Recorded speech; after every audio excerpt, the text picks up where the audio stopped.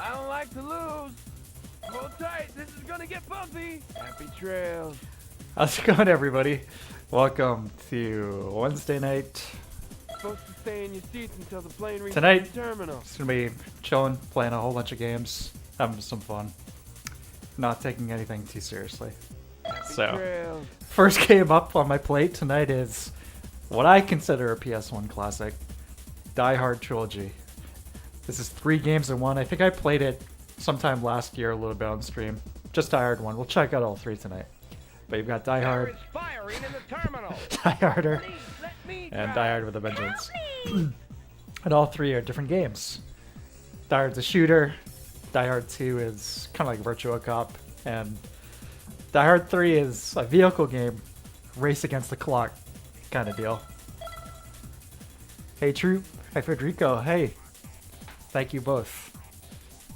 Appreciate it. Yeah, let's start with Die Hard.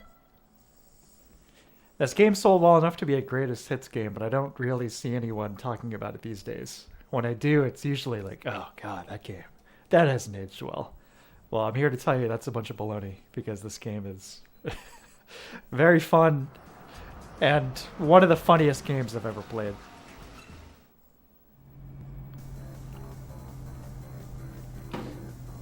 Thank you, Alan. Welcome. NYPD. Hey, this isn't even my jurisdiction.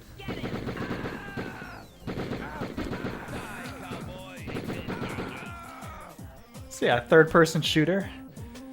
Gotta take out all the terrorists on each floor. Rescue the hostages if you're feeling charitable. You're under no obligation to do so whatsoever, but you can.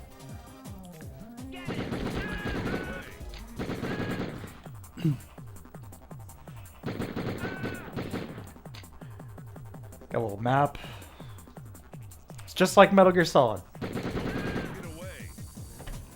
the hell out of here. Get the hell out of here! This funky little aiming thing here too, showing you when you're in range of the enemies. Pretty sweet. The Hard, the Alejandro Morris Samalas. Thank you all very much and welcome. Thank you guys. Great. Great! The guy who... All these voice actors are insane, but John McClane especially is completely off his rocker.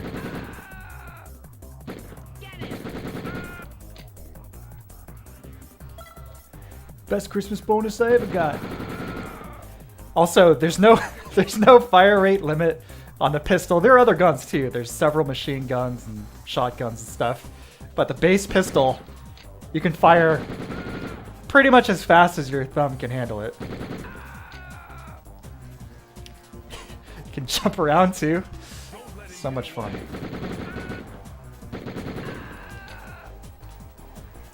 Don't let him get away. I think some of the modern takes... We got to take out a few hostages there. Sorry, boys. Can't make an omelet without breaking a few eggs. Yippee-ki-yay. Yippee-ki-yay! Yeah, so this game, I think when people maybe come back to it, if you're just trying to play the D-pad, you know, you're probably not going to have much fun. You're probably going to get your ass kicked.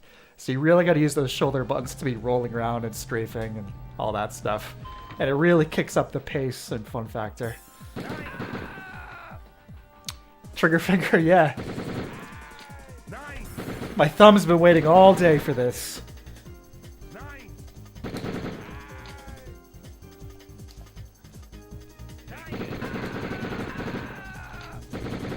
Yeah, it's ridiculous. Yeah, I played this sometime, basically same scenario last year. It's just like I played a bunch of PS1 games. I think like last summer, maybe, or last spring. It was a while. Christmas bonus I ever got. Happy trails. Don't shoot. But that time I only played Die Hard 1. So I'll be showing you guys the other 2 games in this package.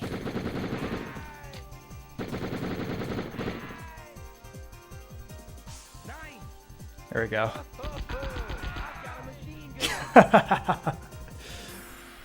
Ho ho ho! I've got a machine gun.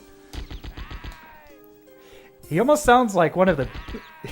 He sounds like one of the Beastie Boys, not Bruce Willis. 9. That's better. Ow. No, never tried this with a turbo controller. That's a good idea. That's when you know it's a good game. Indeed. Oh yeah. The character models are crazy too. I'm not sure any aspect of them is actually 3D. It's just like a bunch of marionette. It's like a paper doll, you know?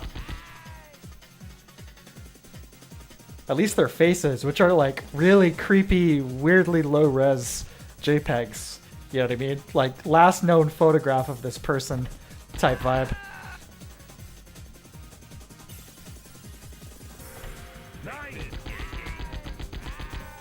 Oh yeah. No, this game played a lot of. It wasn't even when it came out really. This came out like 96, 98. A friend of mine showed me this in like 2001 or 2002.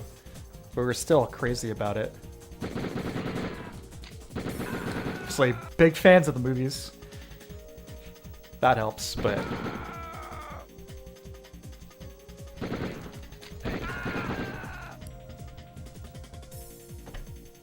so there's 0 repercussions for taking out the hostages, but if you rescue enough of them every few levels, it sends you up to the rooftop for a little bonus stage, and get some goodies up there. Some health pickups, some nice guns, the 9mm Uzi. This is by Probe, the same. Excuse me. The same developers who did Alien Trilogy, also on the PS1 and Saturn.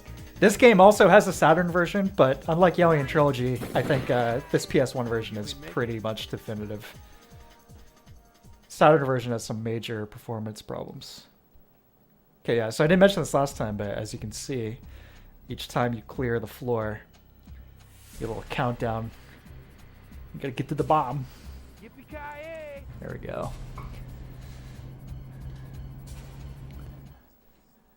Polling rate must limit if nothing else. Yeah, I mean, I'll try and hit it as fast as I can here in a sec. Like, we'll do full, like, muscle vibration mode. We'll see how fast we can get it. Yeah, 9 days. 9! It's unbelievable. It's really happening. Alright, let's see.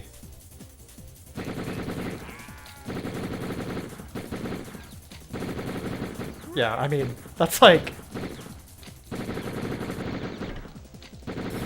That's as fast as I can push it.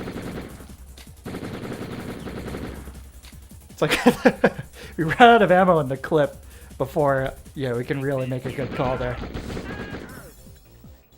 Oh, I need some health.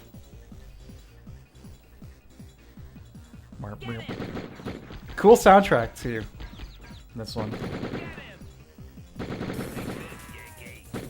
Again, definitely the same composer who did the Alien Trilogy soundtrack. You can recognize a lot of the same samples, some of the tracks. It's pretty neat.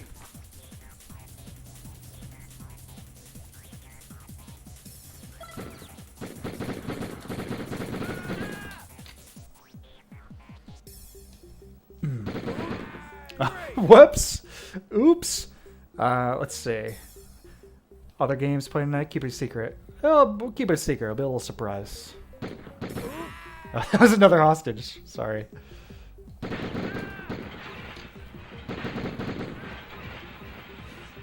Yeah, the PC minimum specs are a little high.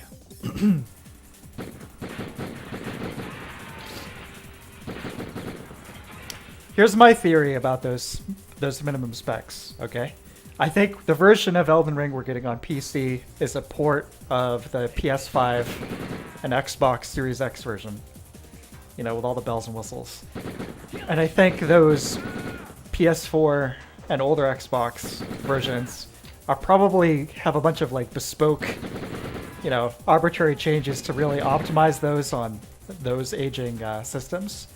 But it's all like bespoke stuff, so they're not changes that extend to something that would become an option in the PC version. You know what I mean? I mean, I think we should be thankful we're getting these games on PC at all. I mean, obviously, we should still have some kind of expectations, but that would be my guess as to why the specs are as high as they are. But again, I'm sure you'll be able to run it on stuff weaker than that minimum.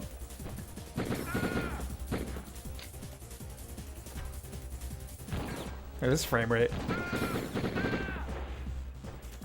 Yeah, so occasionally you get a boss surrounded by the brain dead AI. Whoa! Oh, he's in the elevator. It's just a weird, strange.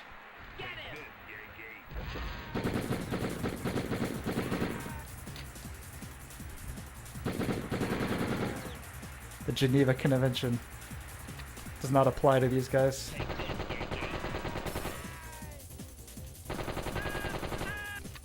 Frame rate tanking right there.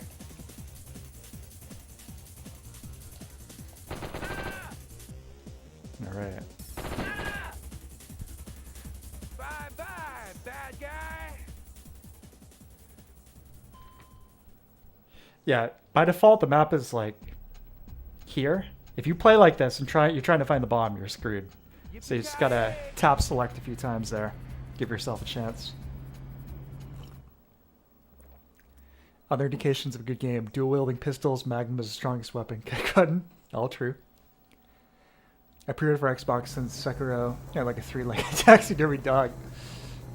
Sekiro is a little harsh. Okay, this is one of the bonus stages I was telling you guys about. Up here on the rooftop.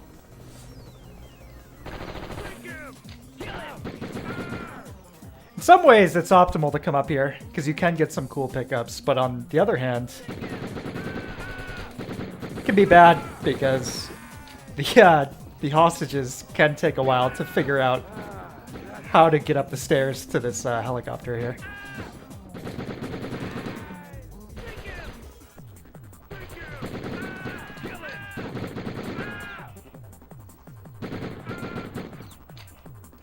No dual-wielding pistols in this game, though, unfortunately.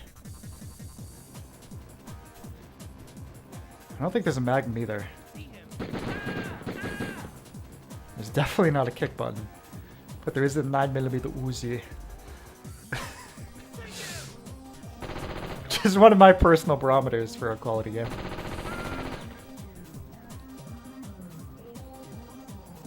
Empty. There goes my license. There goes my license. Hey, the hostages figured it out. There they go. Yeah, these terrorists, I'm not sure what their plan is. We're gonna blow up the entire building multiple times. That's what our goal is here. With us inside of it. Let's see, not sure you saw, but said there's absolutely nothing happening to Bloodborne. No PC port, remaster, sequel, etc. That's too bad. Bang. Hey, Spoon. Happy birthday, miss. Thank you very much. Woohoo!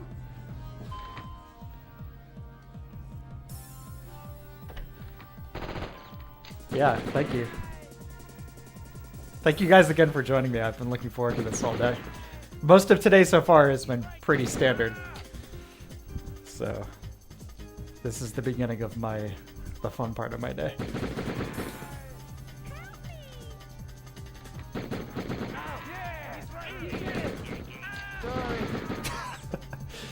Hostages, necessary collateral damage.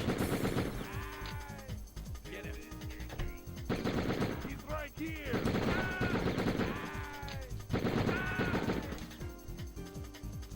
Frame rate's really tanking quite a bit. I don't remember it being this bad. Get him. Explosive shotgun. I'm talking about overkill. Check this out.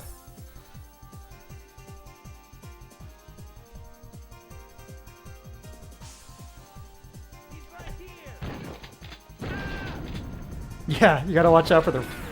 Holy cow. Blast back on that one. Look at that. Is that excessive or what? God, I love this game.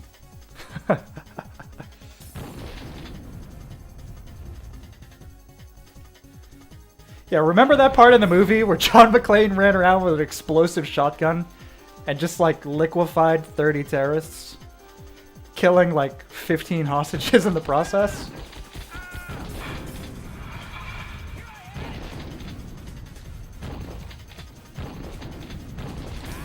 Oh, damn. I probably should have saved. Uh-oh. It's okay. This game reminds me of something called One for PS1. You might like it. I'm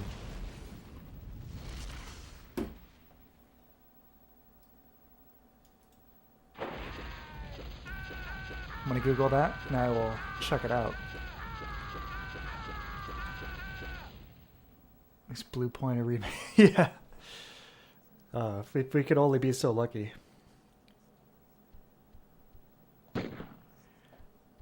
The existential weirdness of the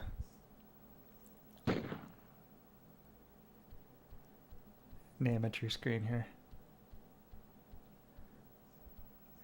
So reset. We'll bring up Die Hard 2. PS4 emulation when? Probably not for another 3-4 years, I'd say. I mean, we're just now getting to the point of like good PS3 emulation, and though that is definitely a weirder system architecture, you know, the cell system, versus the PS4, which is like a pretty standard x86 processor, right? I think just in terms of the complexity, probably still going to be a couple years. I think the current one now can boot up Sonic Mania. I think that's where we're at. So, we'll see.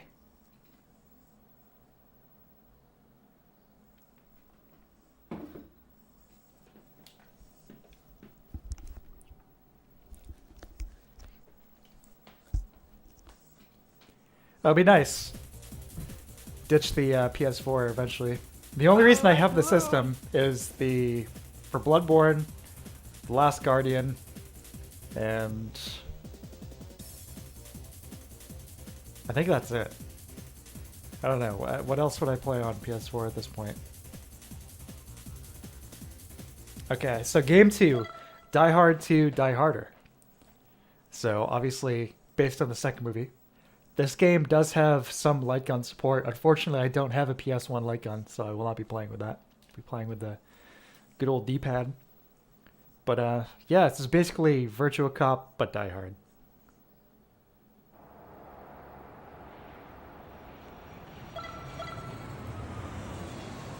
Has some of the coolest tracks in the game. The music. Check this out.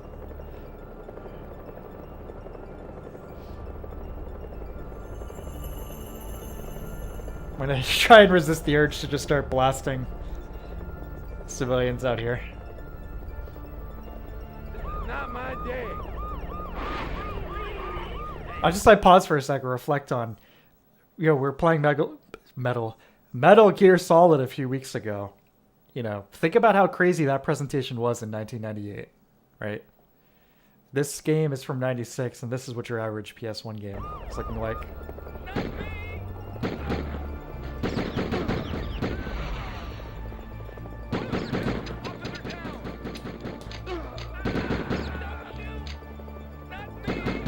Yeah, it's gonna be a lot easier with a light gun.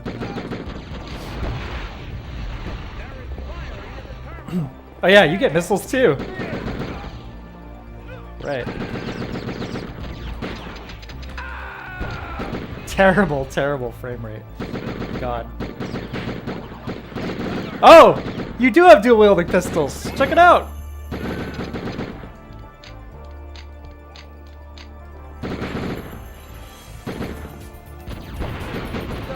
Yeah, the rockets. John McClane's entering the airport with a rocket launcher and a coat full of grenades, even before the terrorists show up.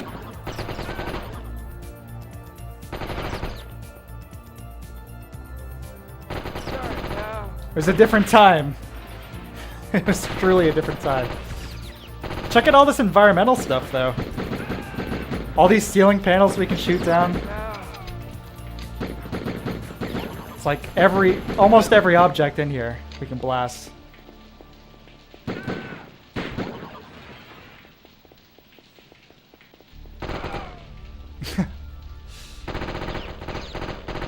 Oh, needed that health. There we go.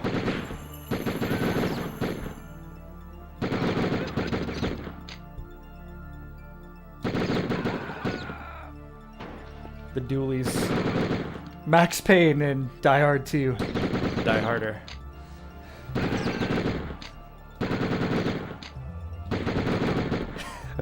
Who needs a machine gun? You're John McClane. His trigger finger.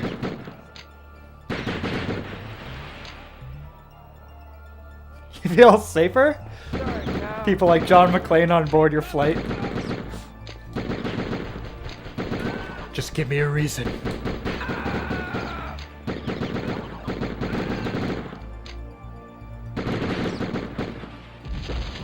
There's the explosive shotgun again.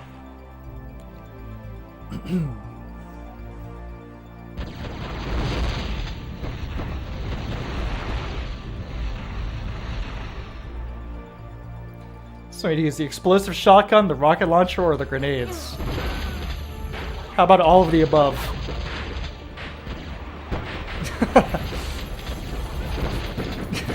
Look at this! Look at this!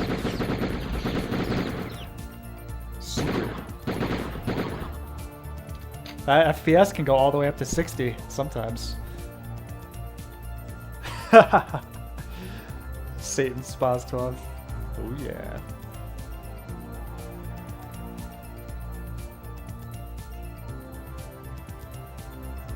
You know, I got a bad feeling about this flight. This game feels very maximalist. I love it! I wish we had more games like this today. It's just like totally absurd, over the top, just craziness.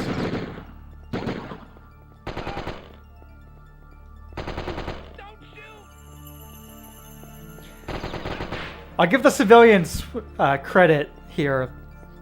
One thing, they definitely seem a little smarter than the ones in Virtua Cop. Seem to be like deliberately running into your path of fire.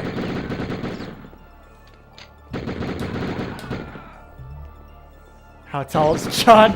Oh, about 12'4". Weighs about 600 pounds. You see, Bart, a woman's a lot like a refrigerator.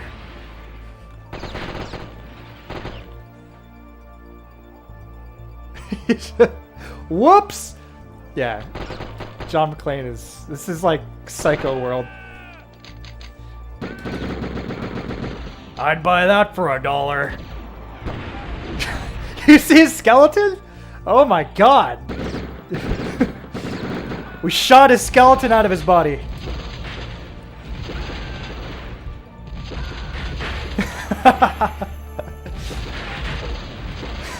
Oh my god.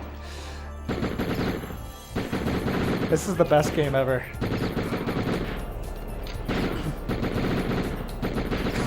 The head honcho. Oh no, do I have enough firepower?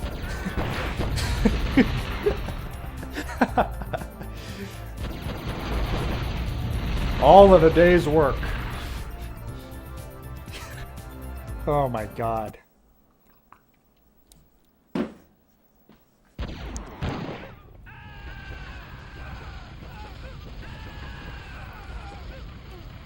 Yeah, I don't think you could get away with a game like this these days.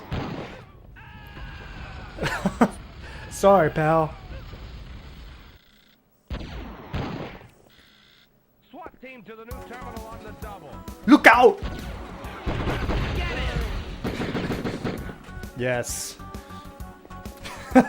Casualty 100%.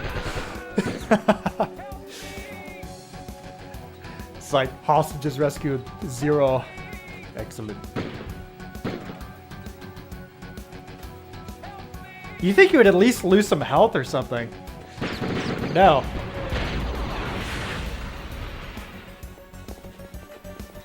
Every time you come around, insurance companies tend to go out of business.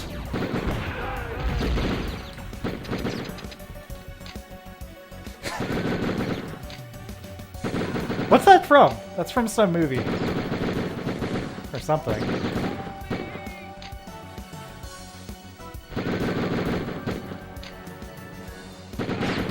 Another great piece of music here. Give up, you are surrounded.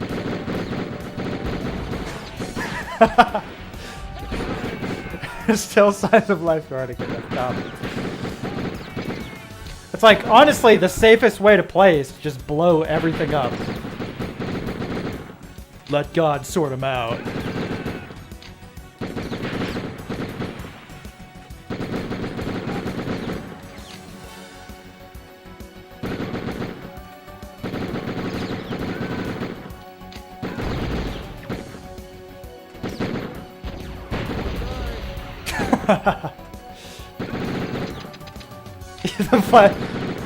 The flashing. Uh-oh. This game has character like nobody's business. This is good.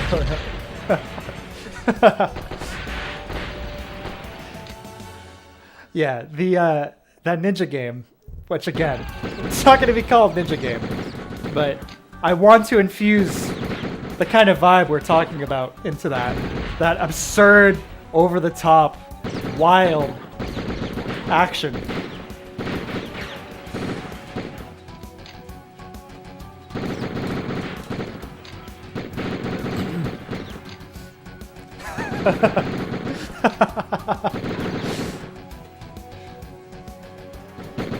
Sorry, pal. All the glass shattering. Look at this. What a game.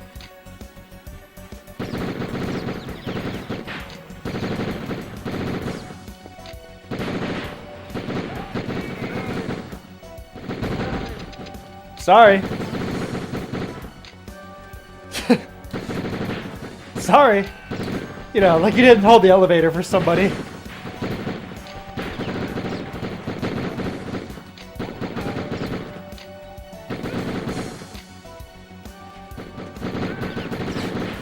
Jury is deliberated. Guilty. No one escapes! No one escapes!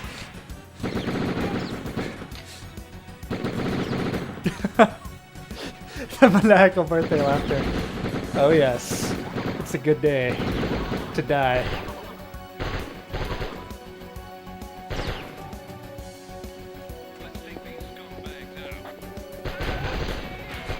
Let's take these scumbags out.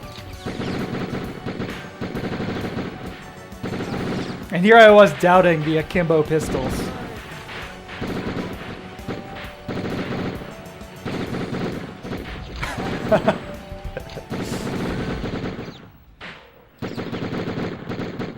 What a game. What a game. Oops!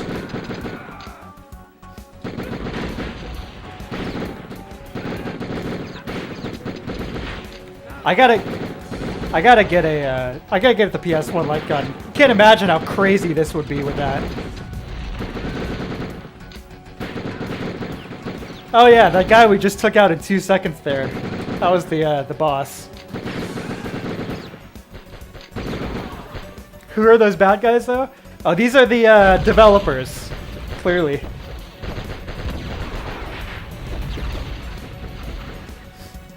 Oh no! I don't think this is the right camera angle. There we go.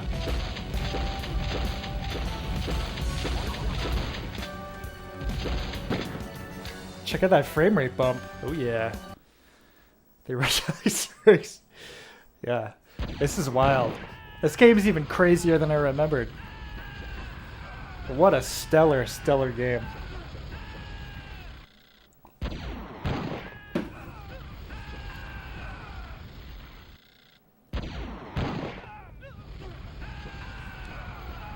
You remember John McClane's bright red Wizard of Oz shoes? I don't. Oh! capped in the tunnel.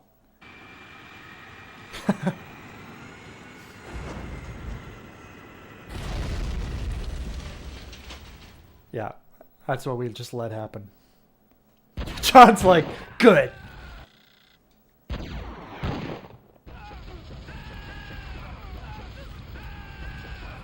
See, I love this idea too here. Not counting up your score in these instances, but counting down. How bad did you just do? Yippee-ki-yay! Yeah, look at this one. We got some good characters here. Mr. Skello. Mr. On Fire.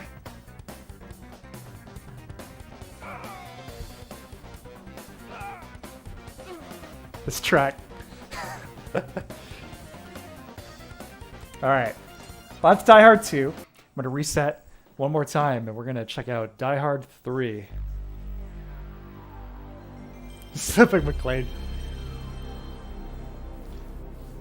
All the cocaine and PCP could only take him so far. This is the type of game that made boomers think video making violent. They might be right. Concentrated insanity. Die Hard Trilogy. A CIA experiment. MK Ultra. Designed to make teenagers go absolutely apeshit. That's why it's called probe entertainment. Because it messes with your mind.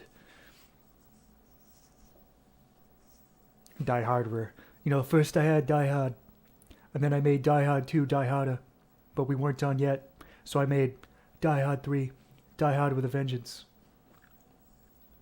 And who could forget the classic movie, Live Free or Die Hard? You're supposed to stay in your seats until the plane reaches the terminal. All right, this is gonna get bumpy. Think of the value here, too. Full price game, sure. But they could have sold each of these titles on their own. Easily. I mean, been playing a lot of Sega Saturn lately, which I love a ton of those games, but it has all these arcade ports, which are awesome, but are super content limited.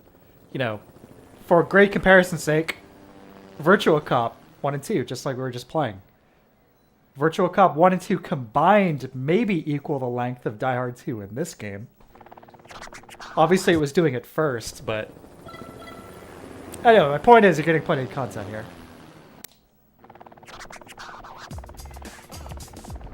Here we are, New York City. So the objective in Die Hard 3 is to get to the bomb before the timer runs out, run it over, and repeat. And there are power-ups and whatnot stuff, you know, just like the other games. Yes. Yeah, you defuse the bomb by driving directly into it.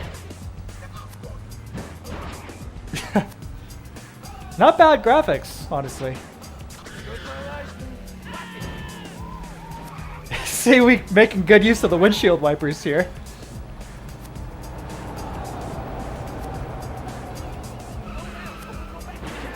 Slow down, we'll go back in time. Oh.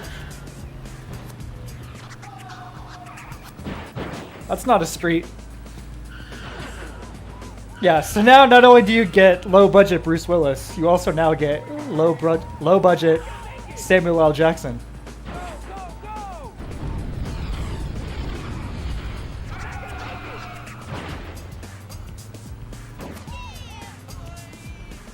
Yeah, boy. There's Public Enemy sample. Race against the clock. Oh, the tree! Sorry, pal. There we go. Also, notice if any civilians are in the area, and pigeons, they do not escape the bomb. Oh, that's handbrake.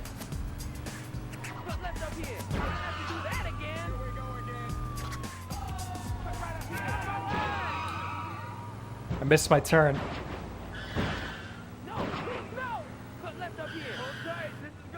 Oh my god! too much stank on the handling. Handling is pretty funky.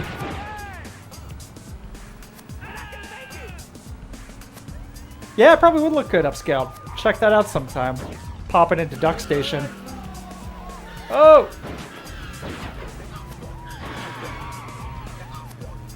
You can switch cars somehow too, but I've never figured out how to do that. There's some neat power-ups like the, you can get an ambulance to basically clear street traffic.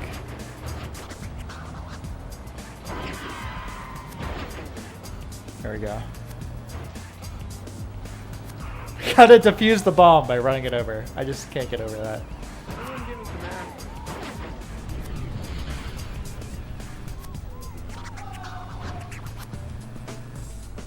Alright, clear that stage. Just gotta drive over to the exit. That's all.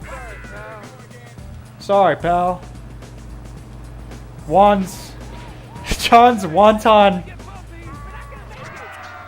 regard for human life continues to be next to non-existent.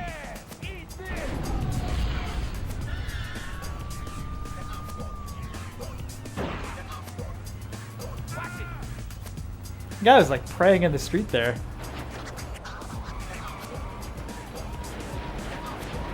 Yeah, there we go. Paramedics clearing the way.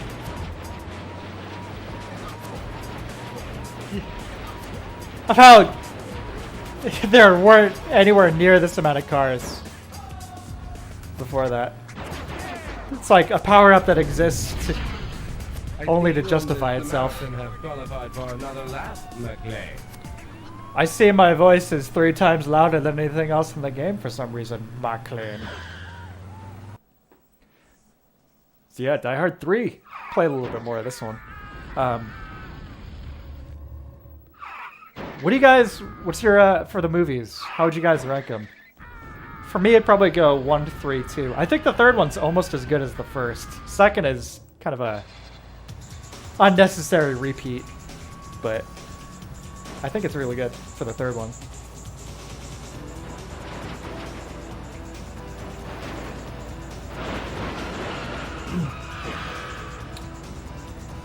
They were both originally unrelated scripts, I think. Like, they weren't originally written as Die Hard 2 or 3. I think Die Hard 3 was actually originally a Lethal Weapon sequel. Makes sense considering the character interactions. Giving John a partner.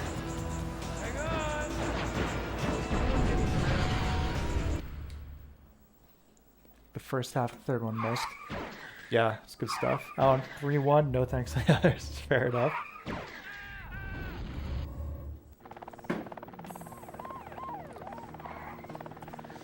Another strangely serious audio track here, considering the game.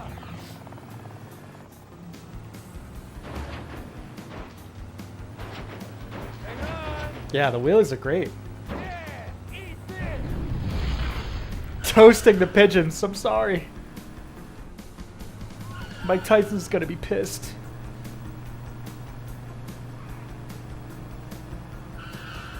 Haven't seen any. Oh my god, dude. First one is, it's like one of the all-time best action movies ever made. Phenomenal.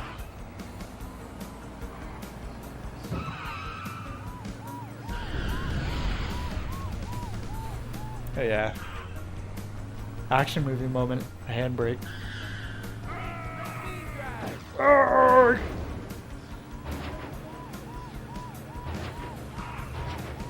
Yeah, Central Park here. You gotta watch out for the, yeah! Oh! You gotta watch out for the water. That was awesome.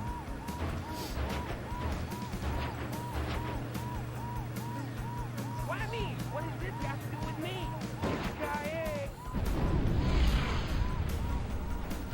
So yeah, first one is, I think everyone's pretty much unanimous. First one is a great classic movie.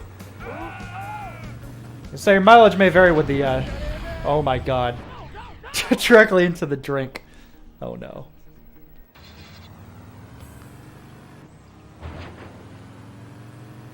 Second one has a cool setting. I love... Oh my god. I love the whole airport, you know, in winter setting. It's really cool, but not the best script. Someone give me some aspirin. Somebody give me some aspirin. The hot dog mobile! Yeah, put the bomb in the hot dog mobile. No one will suspect a thing. We get some ketchup, some mustard, and some plastic explosives.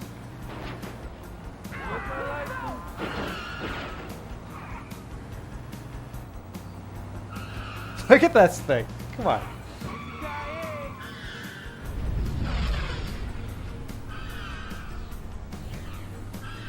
Yeah, I gotta pull a fast 360 with that handbrake. One in the long kiss goodnight. Haven't seen that. It's canon that the white vest is a Venom-style symbiote is one of Bruce Willis and yeah.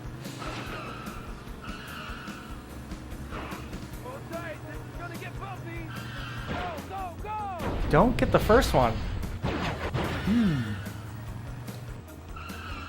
I don't know. It's like I just feel like it's really, really well paced. Lots of good dialogue, witty, good action, filmed really well. Great use of its budget. Oh!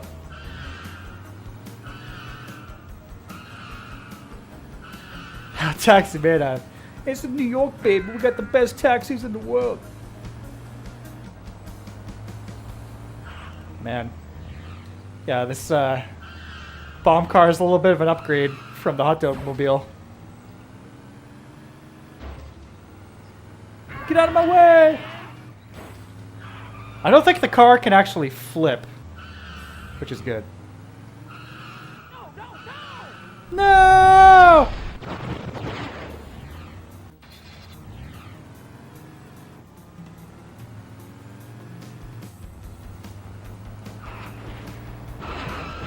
New York's gonna be its worst day in a while. That's good. Hey, you could write a Die Hard sequel. Skills like that.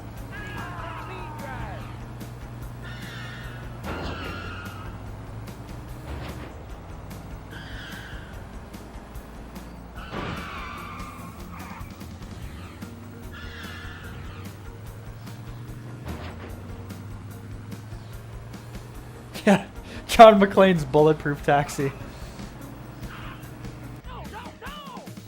I'll get you there in 30 minutes or less. Whether or not you'll be alive when we arrive, that's another question.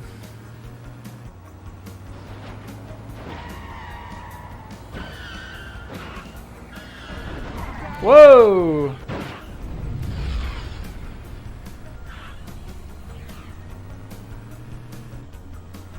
Yeah, this isn't any kind of regular bomb here.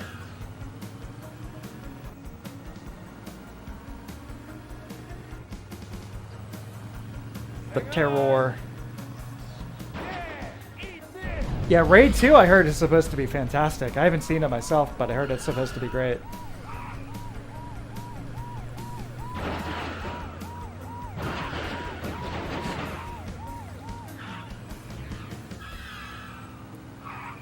I'd say this is probably the hardest out of the 3 games for a variety of reasons. The handling is a little funky. Oh! The handling's a little funky, as I was saying, yeah. Oh, shit. No. The frame rate doesn't help. Uh-oh. Oh, no! Oh, no! Oh, jeez.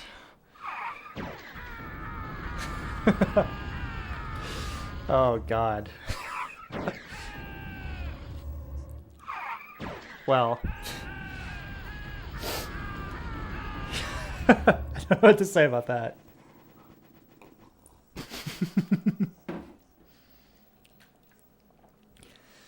Let me sum this game up here for you guys, all right?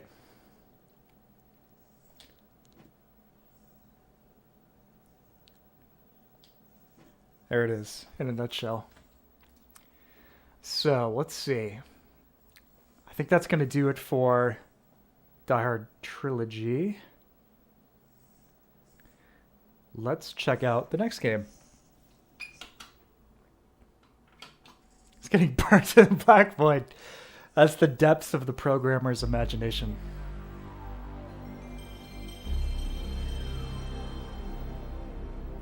So next up is going to be another one that I did play sometime last year, but it's a fantastic game and is worth revisiting for a variety of reasons.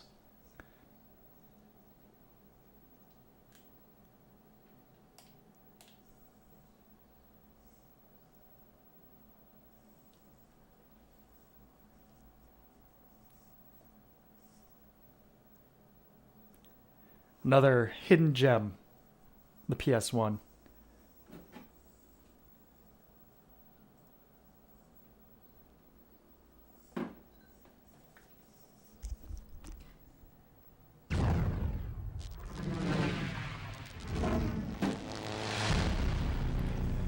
By far, the best Jackie Chan game that's ever been made.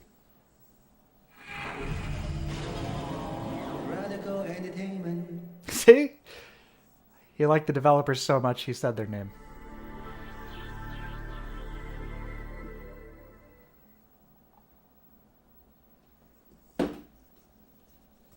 Hey, they're at the Twin Towers again. Unbelievable.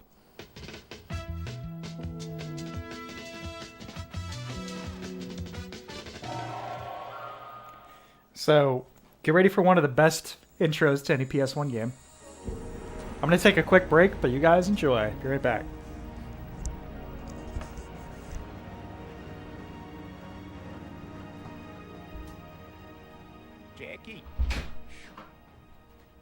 Jackie, I want you to take this package to this address. It is very important that you give this package your utmost attention. If I find out that you're loafing around at that cafe again, stuffing your face, oh... Don't worry, grandfather. I'm on my way.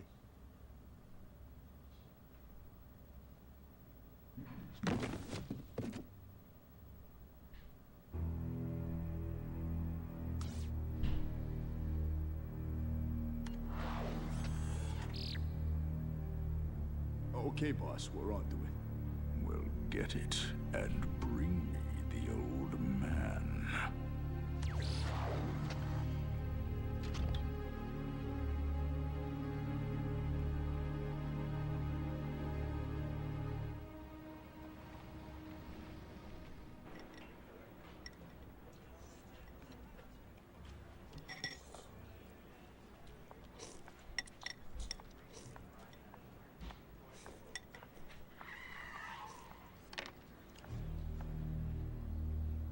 Where do you think you're going?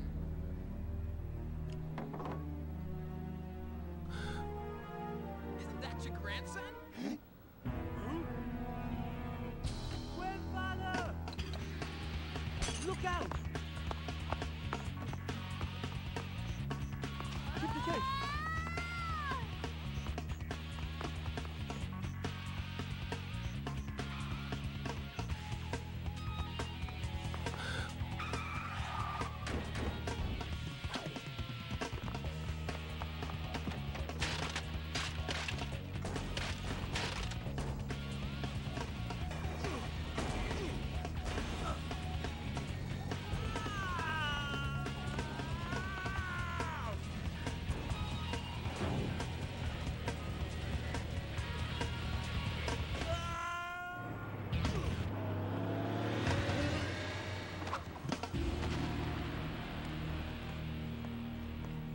Jackie!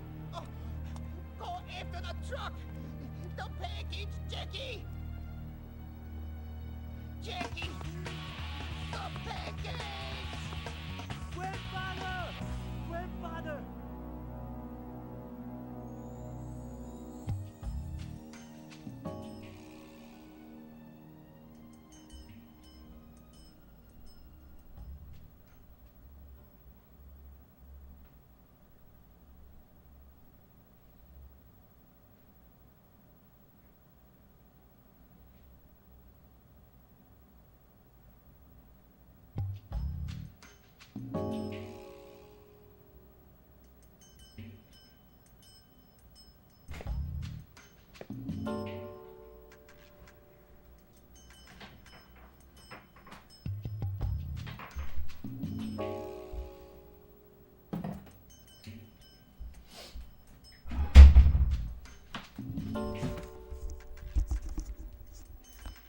Man, intro's over already? Thought it was longer. Anyway, I'm back. Sorry about the delay there. Grab some water, pet my cat, you know. Let's see. Fist of Fire is also a cool Jackie Chan game. That's a arcade fighting game, right? I don't think I played that one. The voice of James Hong, it might be, I don't know. Too quiet to hear properly. Oh, sorry about that. Should I, is this still too quiet? Should I turn the game up? Definitely an intro, yeah. Rumble in the Bronx. There are a lot of references to the various Jackie Chan movies in this game. Lots of cool set pieces. Get ready. Then, of course, you've got Jackie himself, who did mocap, voice acting, some texture stuff, too, with his face. Quite a bit of, quite a bit of involvement. For my money, I think this is the best beat-em-up on the PS1, I think.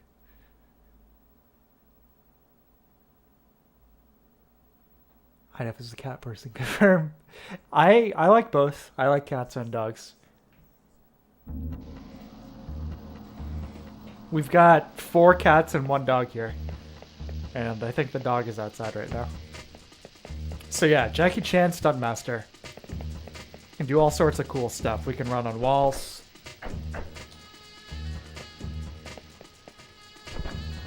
All right. Yeah. Great game.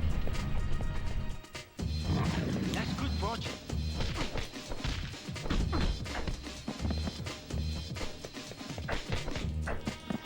Pretty deep combat system. Not crazy, but deeper than you'd think. Lots of moves. Lots of moves that I now need to try and remember. There we go. Lock on. There's a lock on right there. Check it out. Oh yeah.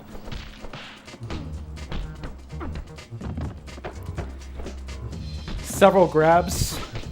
You can throw people into each other. So you do like dancing?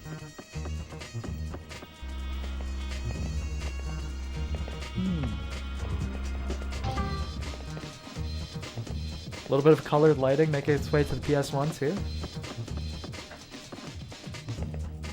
The soundtrack I'm a huge fan of. I don't know the guy's name, nor anything else he's done, but this whole game has a really cool soundtrack. There's a secret stage you can unlock if you collect all of those red dragons. Like there's one right there.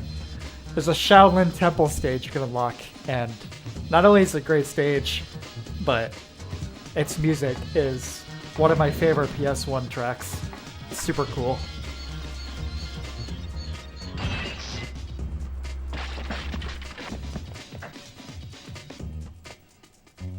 Yeah, this is definitely that era where every other game had a drum and bass soundtrack. It was the late 90s after all. Truly a golden era for video game soundtracks. Don't mess with me again. Just block. Yeah, L1's block. Okay. Catch me if you can.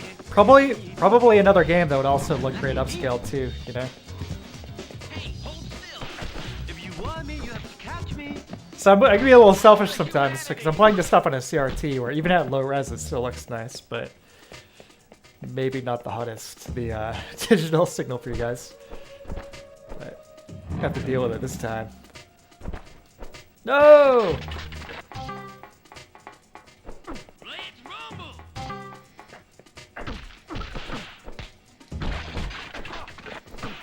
And I'm pretty sure this was like a discount game when it launched, you know? It was like not even full price.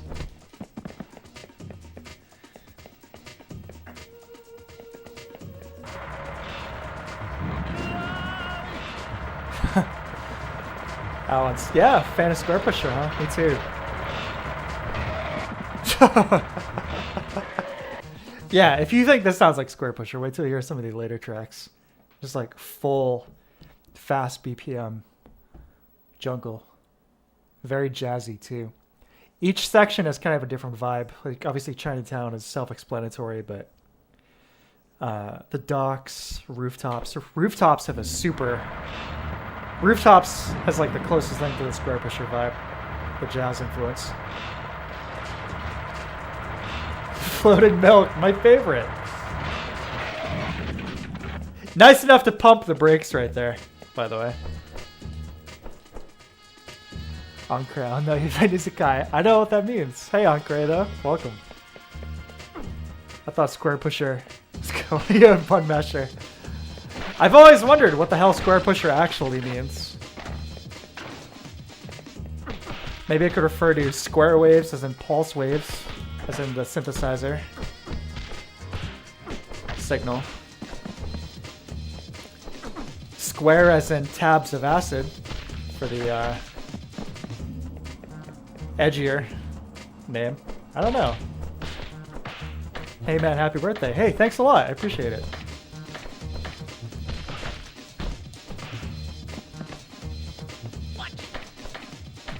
Yeah, lots of item pickups too to kick ass with. The air kick, powerful. Better than nothing. Yeah, I didn't do so much. I'm sorry, Jackie. I'm sorry.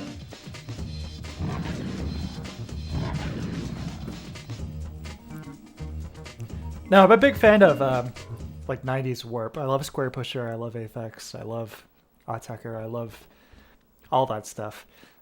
I don't think warp has been putting out too much quality material basically since 2010, maybe probably before that. But 90s warp, and then of course Okay. Reflex, and all that.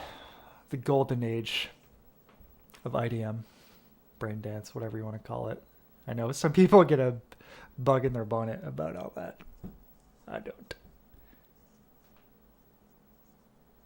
But yeah, it's was basically all I was listening to for a while.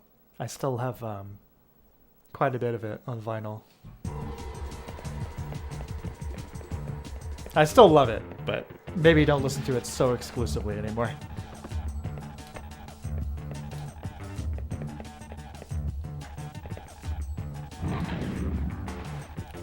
I really wish I could have been there at the time, you know, like I was getting into all this stuff like 10, 15 years after the fact.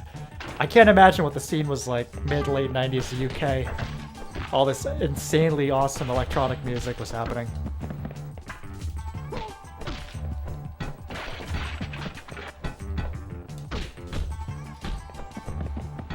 Now I know what you're thinking. Can we use the fish as a weapon? And the answer is yes. Yes, we can. Wow, this is my lucky day.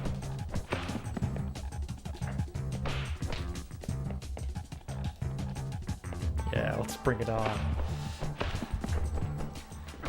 This game is higher production value than I was expecting. Yeah, I know, right? Thought about Jackie Chan 90s game. I got a headache.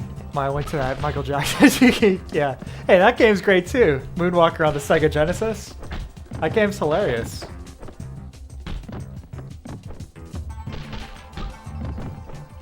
But yeah, this is, you know, the second game, Die Hard Trilogy, now Jackie Chan Stuntmaster. Again, you would think, oh, movie, you know, licensed games or like actor theme game or whatever. These are probably both junk. But no, they're both like fantastic games. They're legitimately really, really good.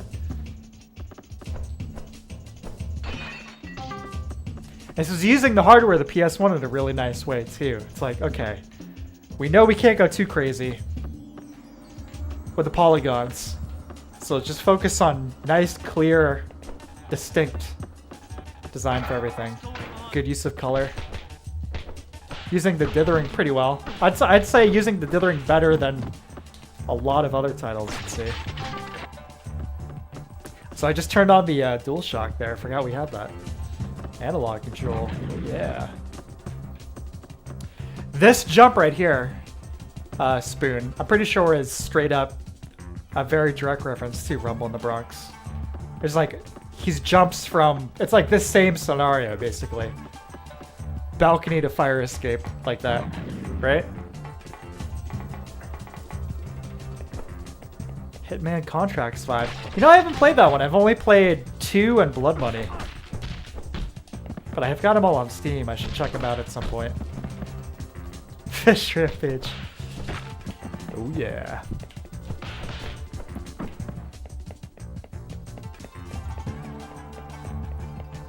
Well, a very cool feel. I agree. I like this game's atmosphere a lot. I really do.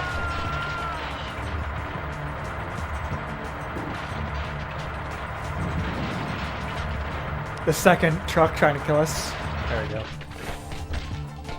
Nice enough to stop at the fence, though.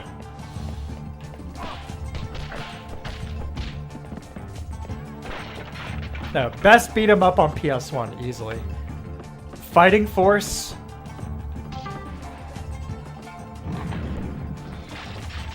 Oh my god. Not sure why you said that, Jackie, but okay. No, I can't think of anything that compares to this on PS1 as far as beat 'em ups go. In terms of quality of gameplay, quality presentation. And only in this game do you have taller meat. Just chalk-loaded personality. Somebody call the cops. That's good. Hold on, I gotta do this one, the juggle. Oh, let me do it. Let me do it. I'm gonna juggle this guy, ready? Alright, here we go. Don't you hear that? I don't want to hurt any of you. There you go. The DMC. Dante. I think I'm going to throw up.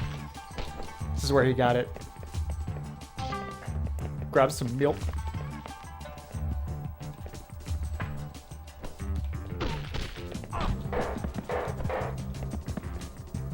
The humanity. Contract's the acting in the series for me. Best soundtrack by far. Jesper Kid is best. Yeah, he's great, isn't he? Is he still working? I haven't played anything in a while that had his music.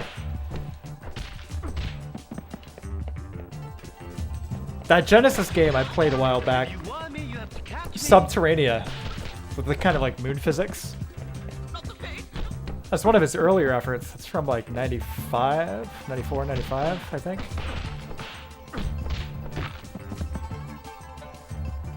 Contract's one of the most kino feeling games ever. I really recommend it. Nice. Yeah, check it out. Pretty good, eh? P.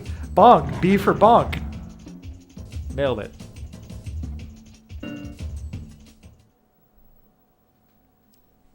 So I think there's there's a button cheat in this we can use to unlock everything. So here's what I think I'm going to do. We're going to play Chinatown 3. And then I'll pop in the code and I'll show you guys the Shaolin Temple level with its great everything. So that's a plan. Did Darksiders 2 and then Borderlands 2. 2 games I'm probably not going to play. Jesper did some Ass Creed stuff. I love that people abbreviate it as that. Ass Creed stuff and Warhammer Vermintide 1 and 2 still around. Okay. I heard, yeah, Vermintide is supposed to be cool. Listen to this music! Oh my god. I'm so stoked to be checking this out again.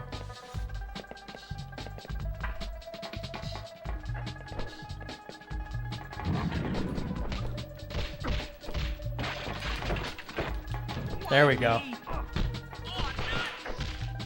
Oh, nuts! Yeah, these henchmen aren't quite as insane as the ones in Die Hard Trilogy, but still get a little bit of personality.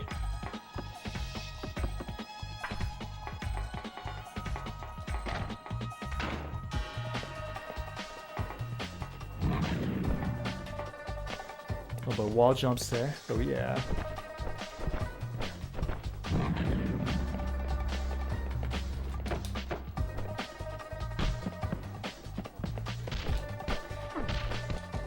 A little bit of FPS drops again that I'm not used to. I'm wondering if it's because I'm playing it on the X Station instead of my disc copy.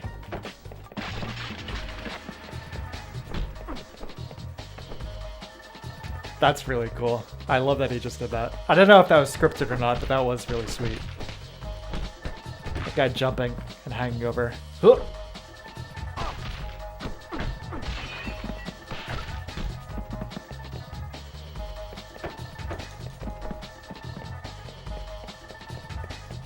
content. Yeah, I'll have to check that out. At least the soundtrack. Hello? Hello?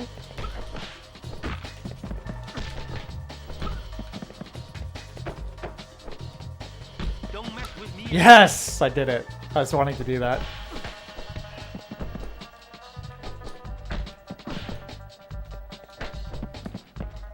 Oh boy.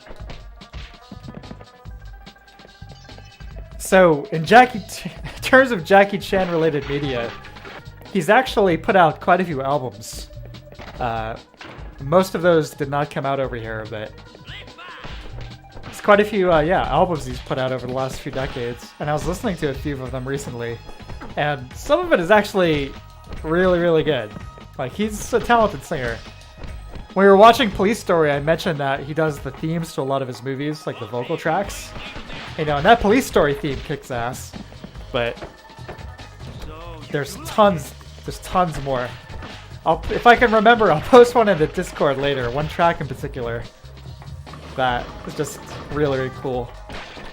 Has an insanely good chorus. Might sample it actually.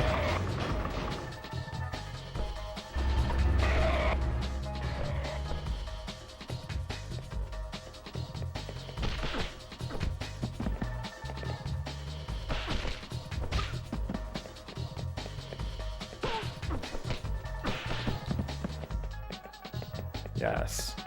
Lighting's really nice here. Should be playing like an RPG with these graphics. It's like FF7 vibes.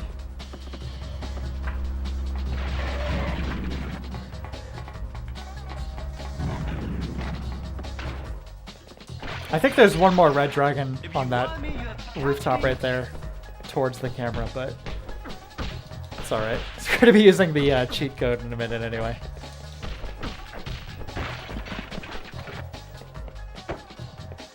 It's another fish. One of the best pickups in the game.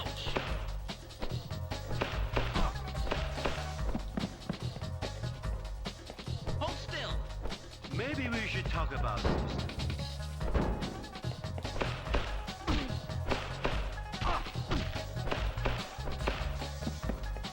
Yeah, you know what the best one is the broom or the mop. Just like full Shaolin staff style.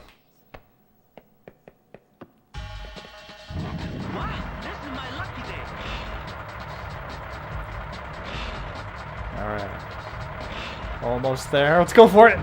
Yes! Yeah, here we go. Here we go. Ah, that's gonna hurt in the morning. Right off the edge. I am very Jackie, you animal. Oh, the humanity.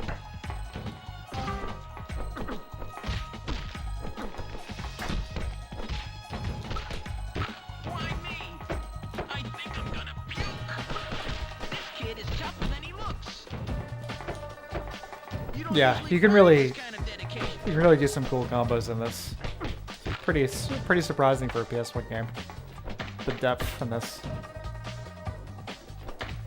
I'm doing maybe like a fifth of what's possible. good, eh? Pretty good, eh? An A! Very nice. Yeah, once next scene loads, let me look up the button code.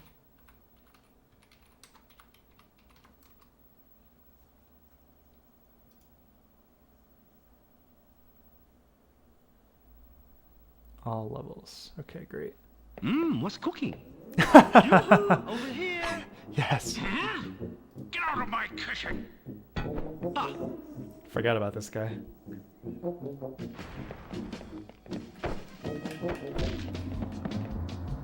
Yeah, so the bad guy squad has a bunch of stereotypical characters for its bosses. And bring me the old man.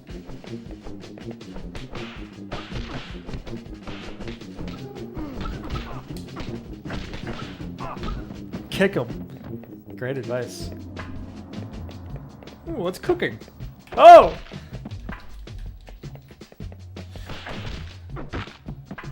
I'll take that.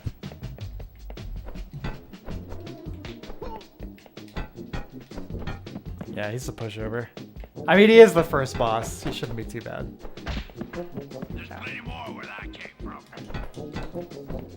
Oh! I got a bad headache now.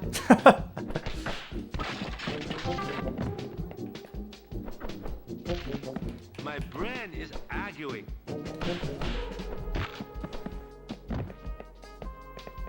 This break right here in the track.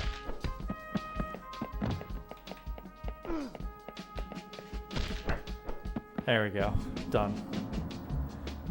Here's a I should saucepan. clean this up. Look out! I'm done. Overdone. Bye-bye. Bye-bye.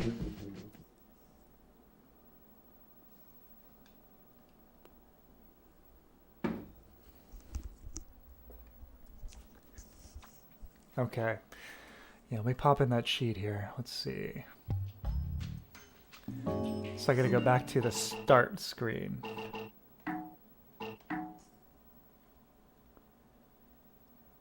All levels.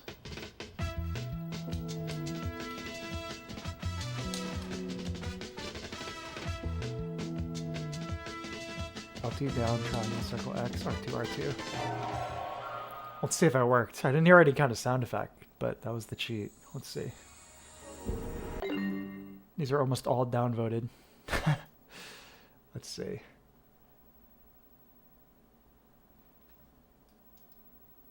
I have a feeling that didn't work. Nope. Okay. Let's see. Try another one on cheatcc.com, a website I probably have not been on in about 20 years.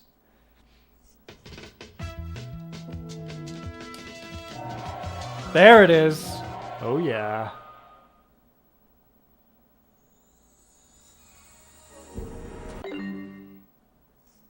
There's another one too we can try.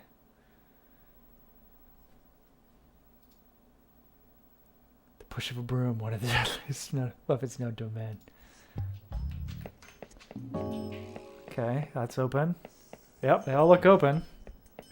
So this game, there's Chinatown, the docks, the sewers, of course,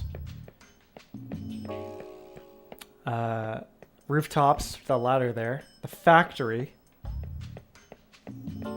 and then over here is the secret level. So let me try this other code. All dragons. Yeah, this is the one. All right, here we go.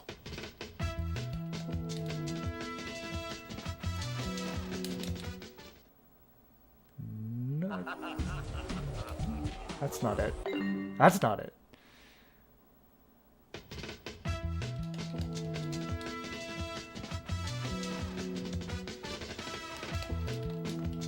Oh, not hearing a sound.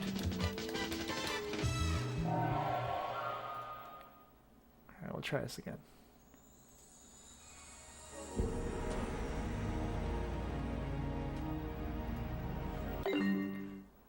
So if we see Jackie in the Drunken Master costume, we'll know we've done it.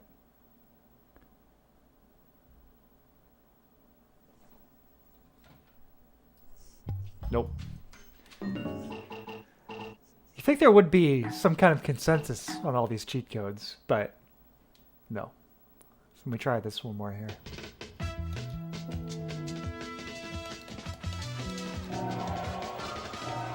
Okay. Got a gong that time. Let's see. Name 3 games that are Jackie Chan. Jackie Chan. Oh, Malice, you beat me to it. Damn it! Okay, we got the gong. Let's see. Yes! Okay, so, as I mentioned earlier, if you get all the dragons, you unlock the secret stage, and you get to play as Jackie in his outfit from the Drunken Master movies. Get ready. Shaolin Temple. Get ready. Indeed. This is one of the coolest tracks in any PlayStation game. Let me know though if the volume's all set, because I really want you guys to hear this. This is a really, really cool. Straight up, I would play this out. Drum and bass track.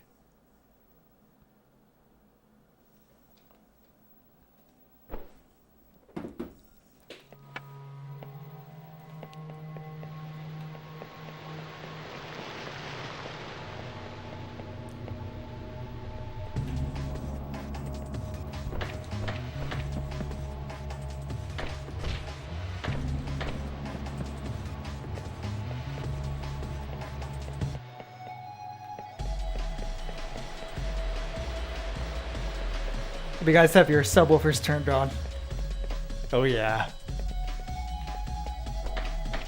Listen to that. You could have put this out on Metalheads. Paradox level track over here.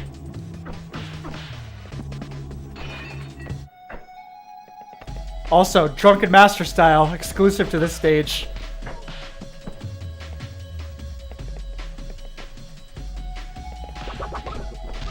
The drunk monk.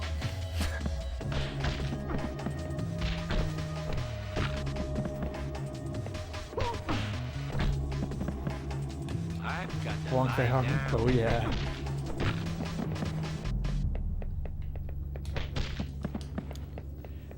Oozing cool. I agree. Gulp.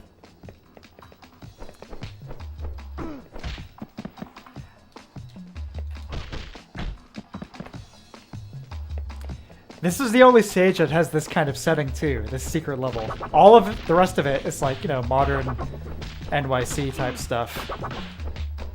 This is the only stage that's like this. I've got to lie down. Have the box of noodles there. I think you deserve this. The ancient, priceless Chinese vase. Oh my god, the drunken strafe. Look at this. Oh yeah. Whoa, whoa, no, I can drive. Whoa.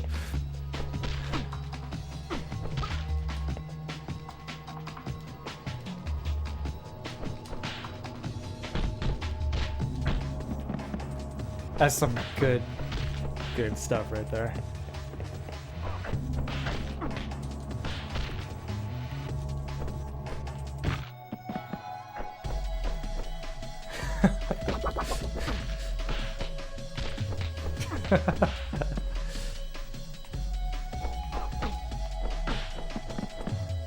Tough too, as you might imagine, from the final level in the game, the bonus game here.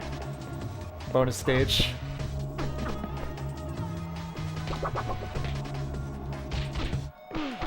No! Careful, Jackie. Do kung fu better when I'm drunk, I promise. I think there are some things I do better when I'm a little intoxicated. Whoa!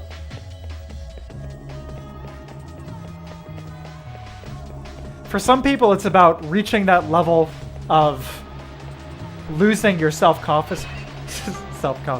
your self-consciousness, you know, while still maintaining all the motor skills.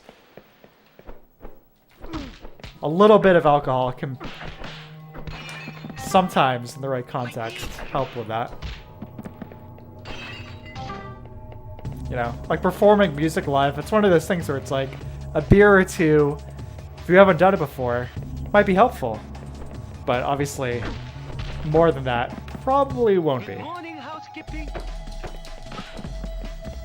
think I'm gonna throw up. Look at these Maybe colors. we should talk about this. Beautiful.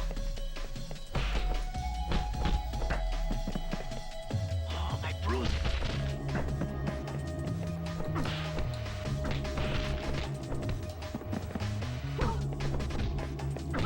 At last, I meet the famous Jackie Chan. Batman, remove my pain inhibitor. Oh, shit.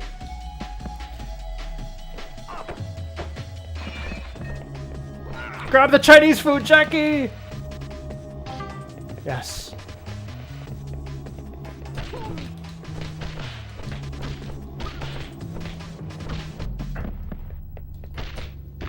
This is a really beautiful stage too, in addition to the soundtrack being awesome.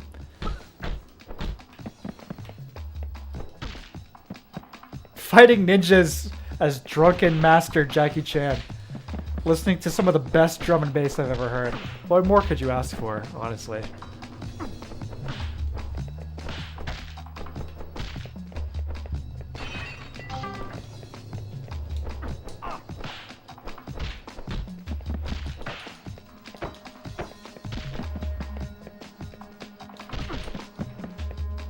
Who needs Ninja Gaiden? We've got this.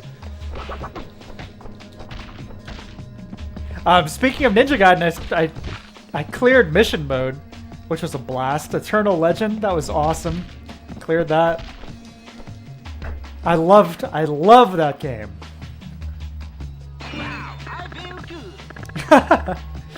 Look at him dance. A+. Okay, guys. Sabotage. Oh my god, welcome. I'll let this track play for another second so you can hear this.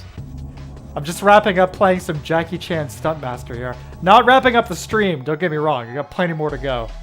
But just showing off Jackie Chan Stuntmaster on the PS1. What a sick game. What a sick soundtrack. Phenomenal. Okay, so I'm going to play this bonus movie here, okay? This is fantastic. Check this out.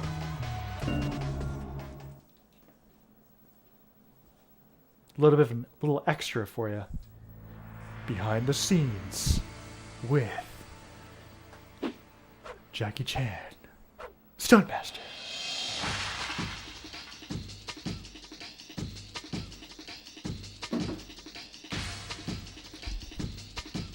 Hell yeah, man! Eternal Legends trip.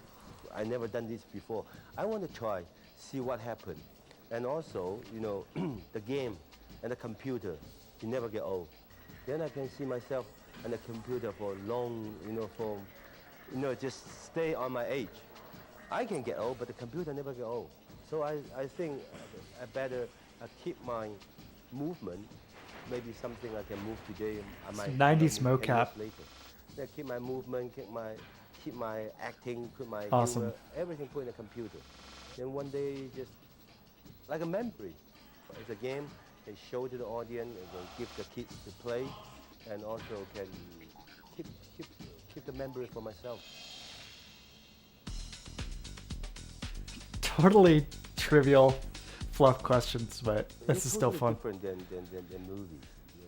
They have me do something with like nobody, just acting by myself. You have to pretend like a helicopter. You have to pretend the truck's coming. Usually we do the real things. The truck's coming, boom, you get hit. You really get. Right now you act for nothing. You just act for the computer. But it's very interesting to me. Yeah. This is the best part right here. This one's good. I play games because the game really gives me a lot of idea and I keep my mind to keep working. But now the game's more difficult now. It's not like 10 years ago, 15 years ago. It's simple, 2 buttons. But now too many buttons, you just keeps you very busy. Too many buttons. I agree. This game every like 5 hours. Then I think it's good. Why? Because after scan, my face stay on this age, never change. I hope. Yeah, I don't think that was used anywhere. This title. I don't know. I want to put more humor. It's not only fighting. That's scared humor face. And the comedy. That's most important. I don't like violence. But between violence and action is a very dilemma. Everybody thinks action is a violence. But look at my movie. I like action. So I put down a less violent as possible. Even in the game, I tell them put more comedy, show my physical jumping, kicking. Then the kid can learn. The fact that he did all this mocap though is pretty insane. It's like considering the era, you know what I mean? Like now we're in the era of like, Kojima putting, actors into games. Right now, Jackie American Chan movies, was there's a doing lot like of literal explosion, awesome lot of mocap gunfight. stuff So I tell myself, 25 no years explosion, ago. no gunfight. I want it totally different than some other action star. So when they have like a blood come to the nose, mouth, okay, my movie there's no blood. Even a boom, boom, boom, boom, boom, boom, the people standing up, no blues, nothing. It's, I want to be like a comic book. So this is why I fight the ladder and the steak, everything. But when I come Steak. to America, a lot of directors ask me, how can you do that? How can you fight with the ladder? How can you jump over the building? How can you do all of choreograph all the fighting scene? Those things for me is easy. So I think it's a different kind of world. Yeah.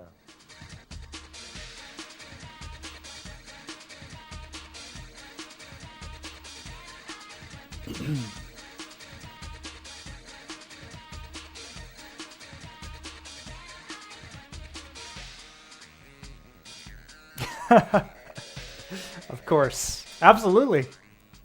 Me, Jackie.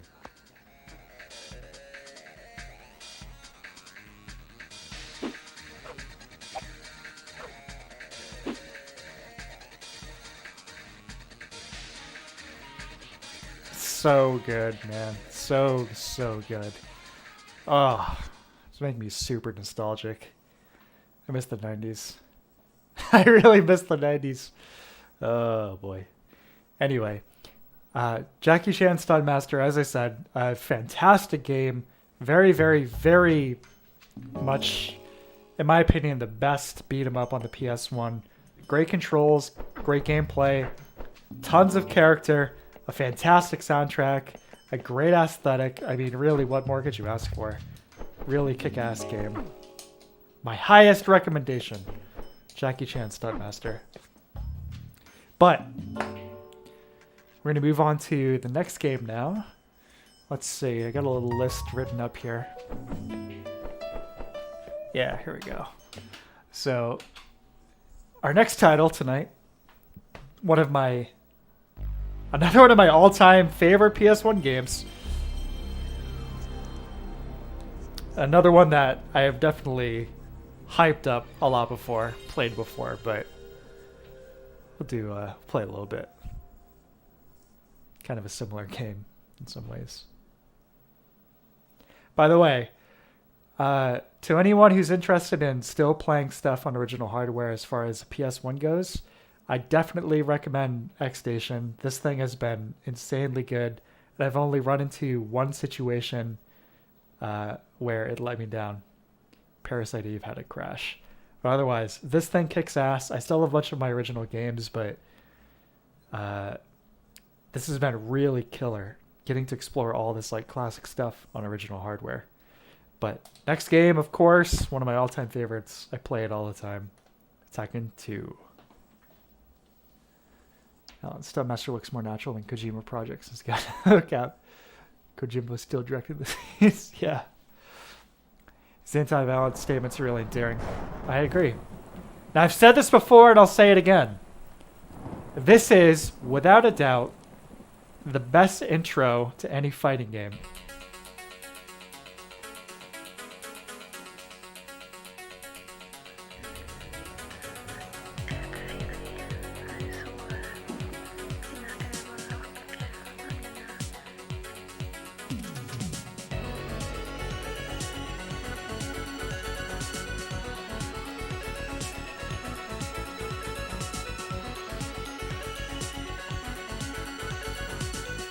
That's a great idea, Alan. I think I will. That's a fantastic suggestion, actually. Thank you. I'll do that.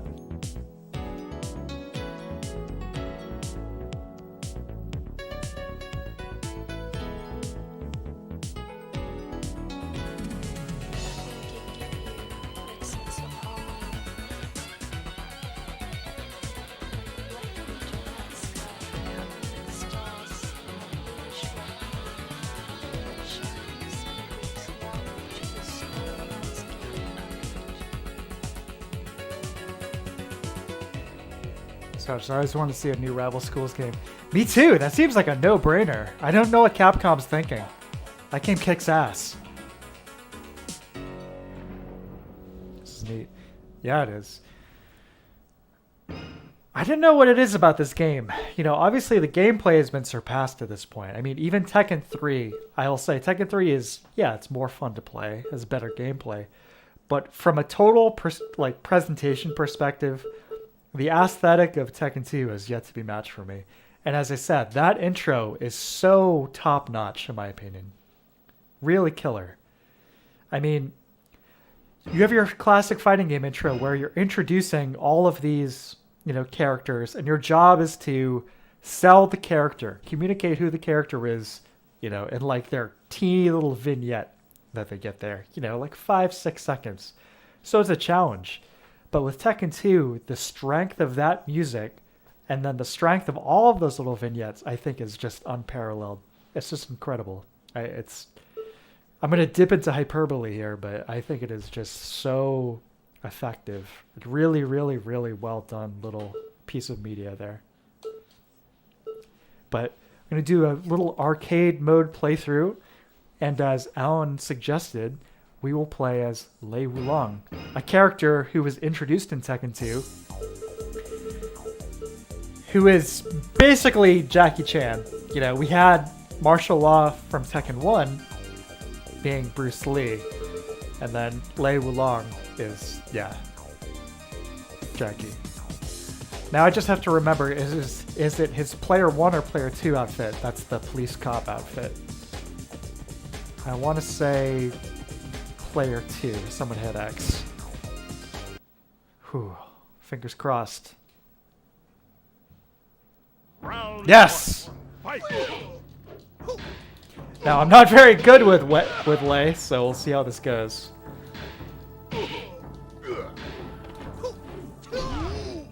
Capcom and Brainstorm mix very often. Lucky they still have neck and neck with Kami being the biggest fuck up. They were on track for a while, like 5 or 6 years ago, but I think they've gotten back on track. Games like the RE2 remake, Devil May Cry 5, and I haven't played them, but Monster Hunter seems like it's... people love that. Yeah, they're really starting to dip for a while. Anyone play Street Fighter vs. Tekken? I mean, I'm a big fan of both series, of course, but that game was awful. You know you've got a problem when the majority of your matches are ending by timeout, first of all. And then secondly, that game was like crazy DLC loaded. It was awful. There was supposed to be a Tekken vs. Street Fighter developed by Namco, but I think that got canceled, right?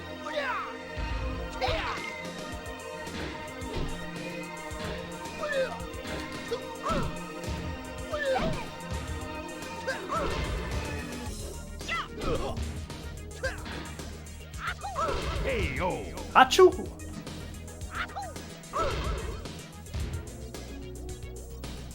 You win. Konami, though. I mean, Konami is just like, I mean, it's not even a joke anymore. It's just absurd.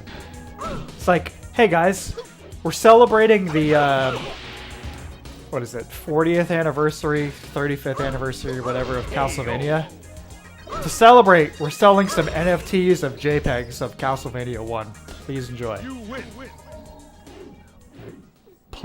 Please, somebody liquidate Konami and get all these brilliant, beautiful franchises out of there. Please. Castlevania deserves to live. Silent Hill deserves to live. Contra deserves to live.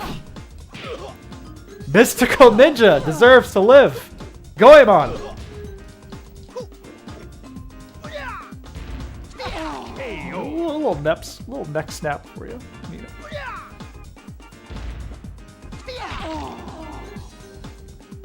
No, they just have this insane stable of franchises that are just 6 feet under and decomposing rapidly. Pathetic. It's crazy. It's like, you guys don't even have to develop these games. Just license them out. Just license them out, you know?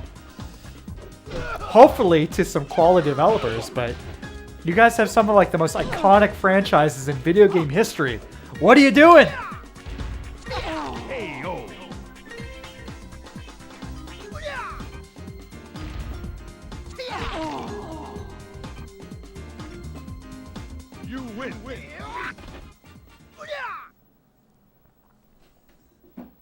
Round 1.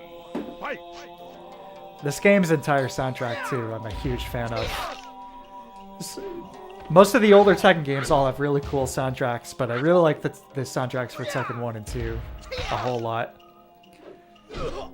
Tekken 3, it's like they discovered Prodigy and were like, okay, we need to sound like Prodigy. You know, Prodigy and like Chemical Brothers or whatever. Dust Brothers.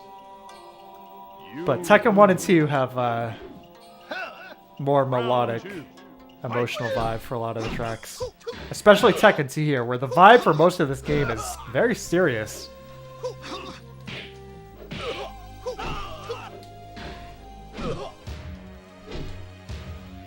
Most fights end with Yoshimitsu before you get to the second part here, where the drums come in. But check this out. I'm going to let this play for a little bit, just so we can hear it. Get ready for this drop with the vocals. Get ready.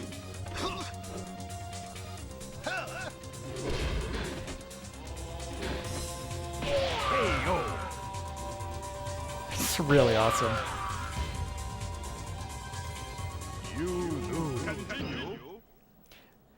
Purposely died there, by the way. Just wanted you guys to hear the music. Round 1. Fight! Lay's neck snap. The MVP move.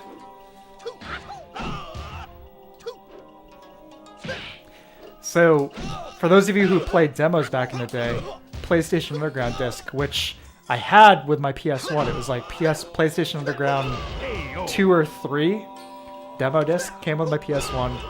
I lost it, or somebody stole it at some point, but either way, it was gone for a while. And I repurchased it on eBay. I might pop that in, actually. Could do that. But that was my first exposure to Tekken. It was a demo for Tekken 2, and the only playable characters were Lei and Jun, and the only stage was Jun's. And they even cut the music, so it was like silent fighting with like these Tekken 2 moon physics. But even then, I remember my brother and I were still like, oh my god, we gotta play this game. Holy cow, Tekken 2. So cool.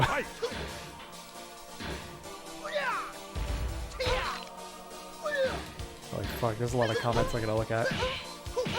Let me pause it for a sec. Capcom are the up ever since they got rid of Inafune. Yeah.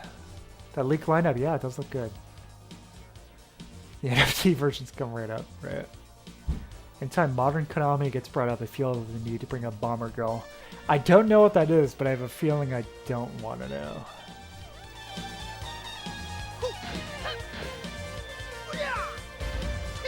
Yeah, Itsuno, I mean, as you guys probably know, I'm more a fan of the vibe of DMC1, but I'll take more DMC, absolutely. I mean, DMC 3, 4, and 5 have really stellar gameplay, so I'll take more of that if that's coming up. And Dragon's Dogma! Every time this comes up, yes. I loved what I played of Dragon's Dogma 1. I don't know why the hell I didn't play more of it, but yeah. Stellar. And I would absolutely be down for Dragon's Dogma 2.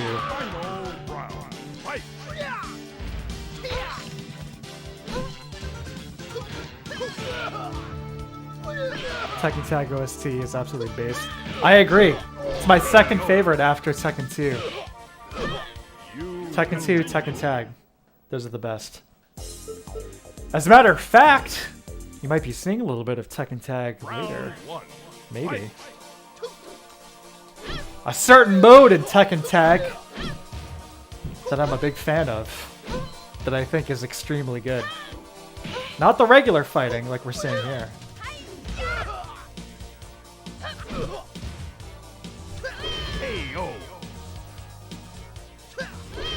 But a certain other mode from Tekken Tag that is just so good. Round 2. Fight!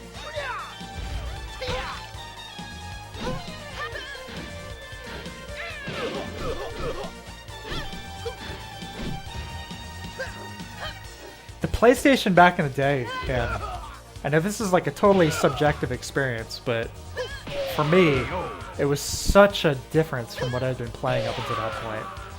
I was Nintendo. I had Nintendo systems and I had a PC, so I played some basic stuff, you know, on there. I played Doom or whatever, but I had, you know, an NES, an SNES, N64, and it was all fantastic.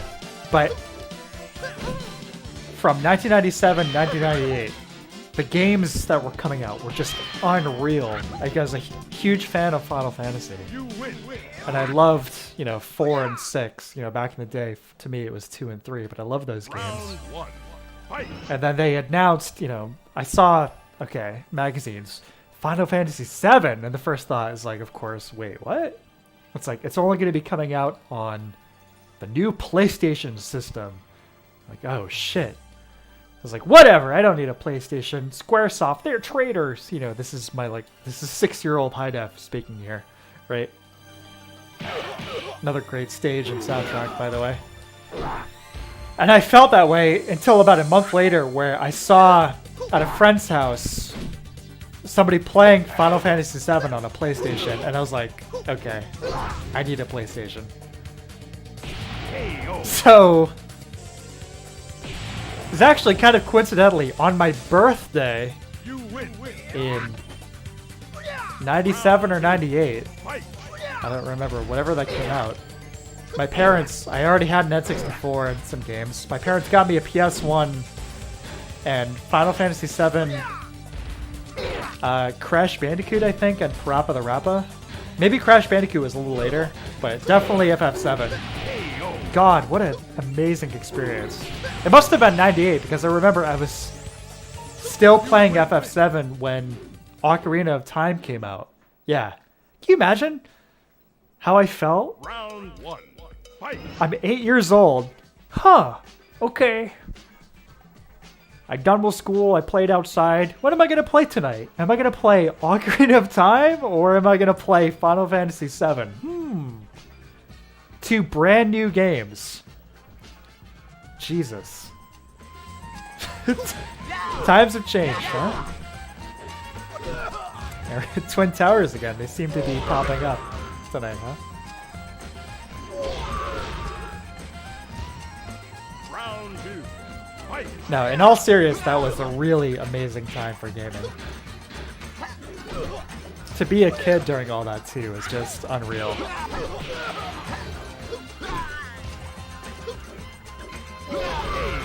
It's like, hey, which of these 2 best games ever made do you want to play? Oh, Paul kicked my ass. Yeah, my limits with Lay are starting to show, but we'll try and make it all the way. I also really need to use the bathroom, but again, I'm gonna try and clear arcade mode here before I take a break.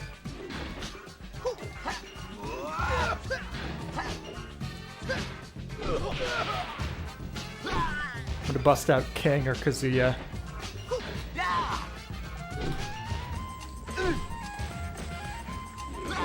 The MVPs. Oh. Round 2. Fight. Gaming was so good back then. No DLC, no broken games on launch. And there were still tons of shitty games, don't get me wrong. But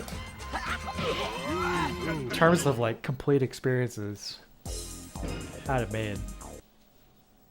Round 1. Fight.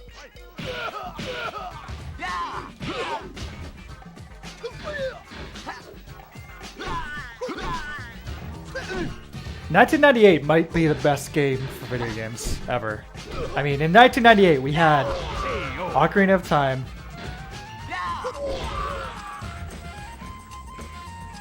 Final Fantasy, no, 98. We had Ocarina of Time, Metal Gear Solid, Tekken 3, right?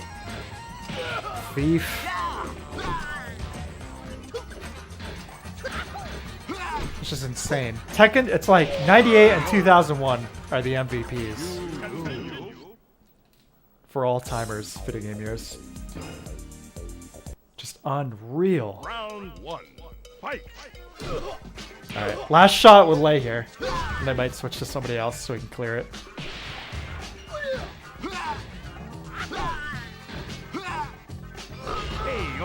you go. Round 2. I feel like deserts between drinks for a lot of genres now. Absolutely. In some ways, I almost kind of regret building as crazy as a PC as I did last year, because there are so few games that I want to, so few new games that I want to play, you know? Like, I've got a 3080 and a 5900 and all this other stuff. And it's helpful for my work stuff, but I could have done all the work stuff without that. Round 1. Fight. The secret character track right here, really sick. Bruce with his weird echoey vocals. His gnarly combos. Round 2. Fight.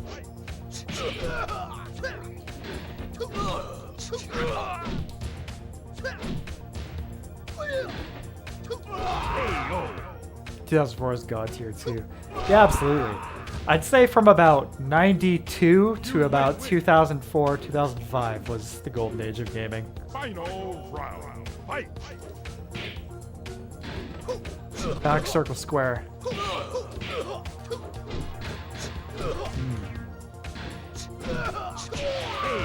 Shit. I was trying to do it. I don't think I was inputting it correctly. I'm gonna switch to his drunken master outfit. Round 1. There you go. 9505 Pro Golden Era. Exactly. Absolutely.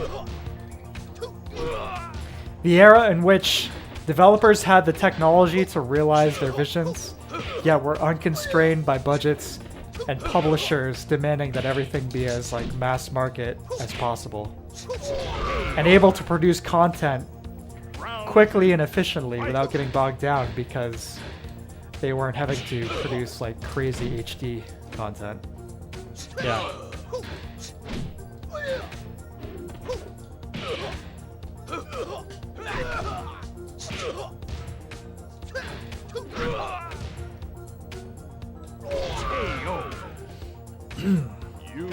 Alright, I'm gonna switch to Kazuya.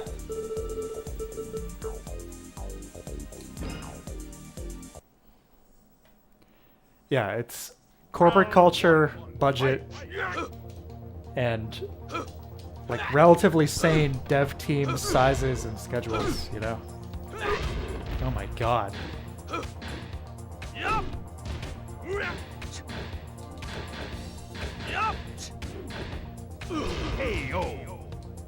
Self-expression meme lords did the space fully polluted. Exactly.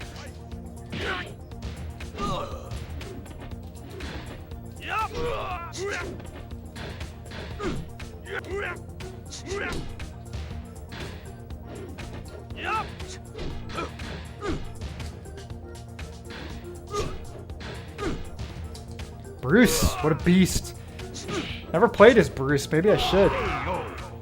He's nuts. Is that his name? He's got on his shorts there? Pretty cool outfit with Kazuya here, though.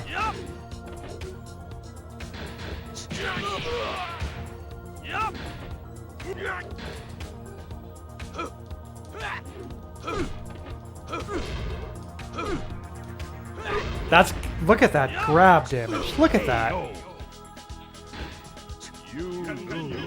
Oh my god. King, save me. We might go back to Lei. We'll see. Just so we clear Bruce here. He's just an animal.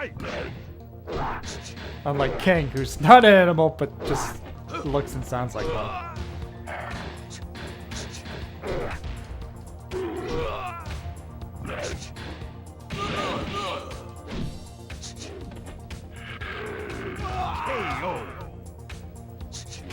Like 7th gen consoles were almost entirely messy, transparent, so it needs some gens fossil. Yeah, it's a little better. It's like theirs. Yeah, exactly. Yeah. Konami, if this new Castlevania Lords of Darkness game doesn't sell Call of Duty numbers, it's a failure. Just like totally out of touch.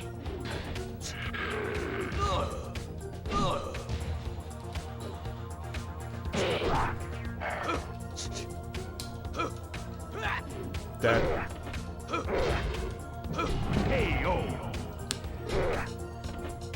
I gave Ubisoft a shot. I tried whatever the Assassin's Creed is that it's the only one I ever tried. It takes place in like Greece or something. I gave it like 30 minutes before I shut it off. I couldn't take it. First of all, it's like, okay, you know, male or female character. I picked the male character. The male character is like comically just Geralt. It's like, oh, The Witcher 3 was a good game. That sold a lot. Let's make a character that like looks and sounds and acts exactly like Geralt. That'll sell. Round 1. Fight! There we go. Law will take care of Bruce. My MVP.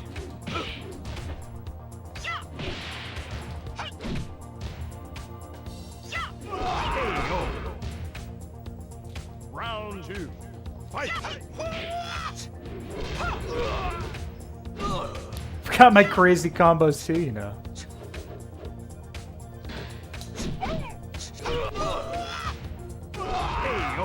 Bingo. Okay.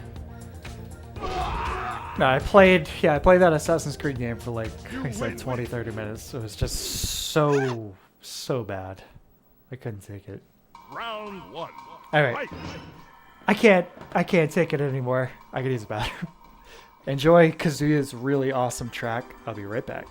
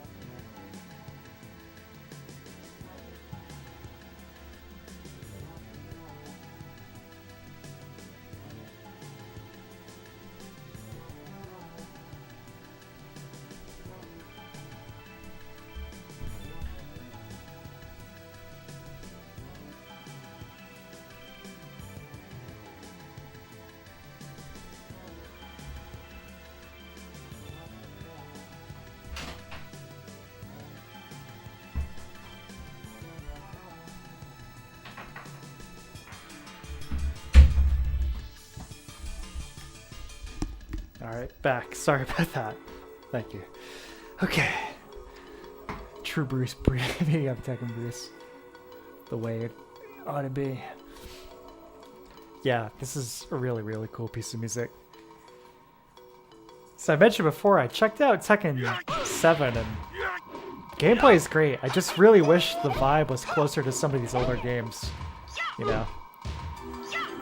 It's like, the most obnoxious EDM for like super fan servicey female characters. Not for me. It's like I know that the gameplay is like significantly deeper than it was back, when this came out. But it's like I'm not deep enough into the gameplay of Tekken for that to really be a selling point for me. At least currently. It probably sounds like a bit of a Luddite comment, but yeah, that's how I feel. Final round. Fight!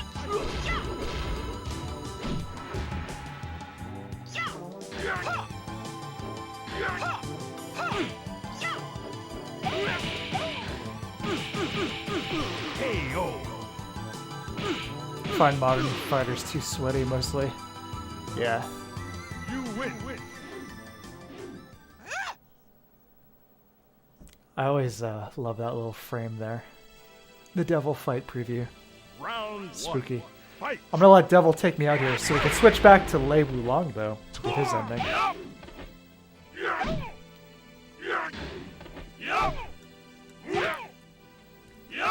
Come on. Kill me. Do it. Yeah, Kazuya in this game, it's a very, like, interestingly kind of tragic perspective, He's a, You lose. I mean, it's like a fighting game and gameplay is king, but Round two. Fight! Kazuya's whole backstory in Tekken 1 and 2, him becoming, like, the cold-hearted CEO. Tekken 2, and his, like, stages of his music here, I feel like are reflecting this kind of, this emptiness, this lack of fulfillment, Maybe I'm reading too much into this, but, I mean, it's like, the two stages are unique in that they're almost entirely black, It's like very nihilistic.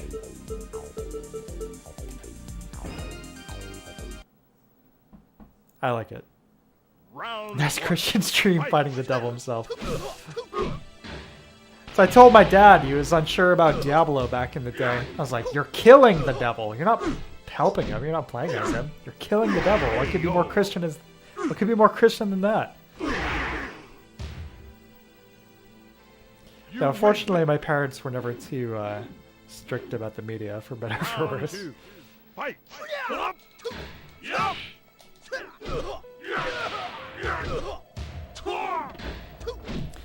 Also, the reflections in the background there, really cool touch.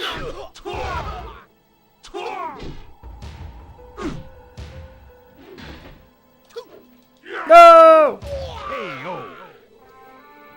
Final round. Fight! Break the devil's neck. Volunteering in a soup kitchen for playing a devil. I was saying, is this supposed to be a devil or the devil?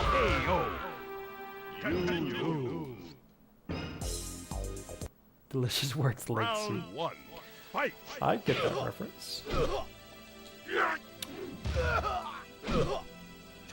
Hey, Diablo 2 Resurrected is in pretty stable shape these days.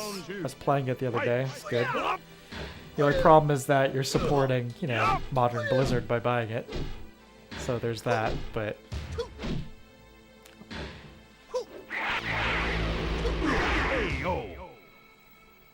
If you pirate it, no big deal. It's funny. There was a pirated copy going around of, like, the network test version of the Diablo 2, like, remake. And because it included IP connection for multiplayer, you could play with your friends online with it, with the pirated copies. Yes! And they removed that from the retail version, and I'm guessing that's why, unfortunately. Here we go! Beat as Lei. Enjoy Lei's ending.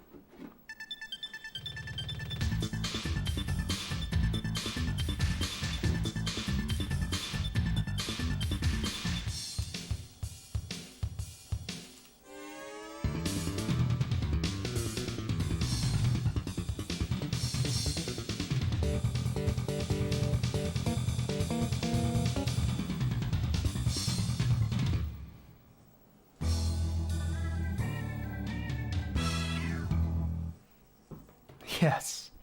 Excellent. My play Blazers stuff again when if the acquisition goes through. Haven't touched their stuff since they gagged Blitzchung. Yeah, that was disgusting. I was really enjoying WoW Classic, and I canceled my sub when that happened. You know, a video game being fun is one thing, but that was atrocious. That was absolutely despicable.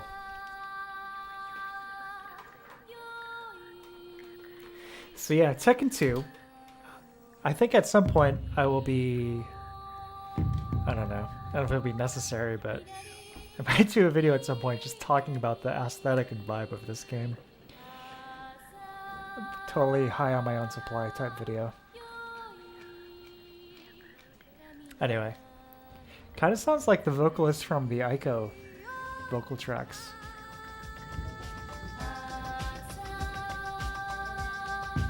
Weird song, I usually skip the credits.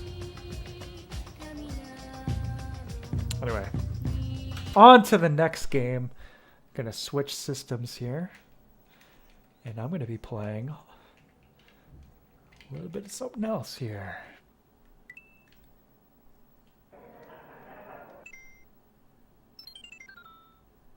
No, I didn't see the Blizz Survival game announcement. That's funny. Mario 2 or Mario 3? Go Mario 2. For most of these games, I prefer the NES versions, but I gotta say, for Super Mario Bros. 2, I think this the All-Stars version is the way to go here. Just improves on the aesthetic of the game in a really big way, I think.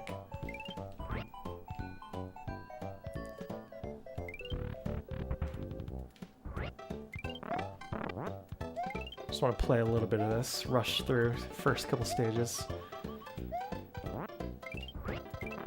Get some platforming in.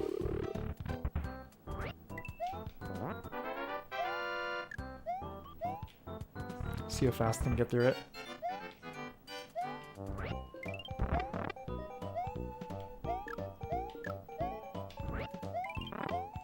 Really beautiful colors here. Like, I think the aesthetics of Mario 3 on the NES are better than this, like the SNES version here in All-Stars.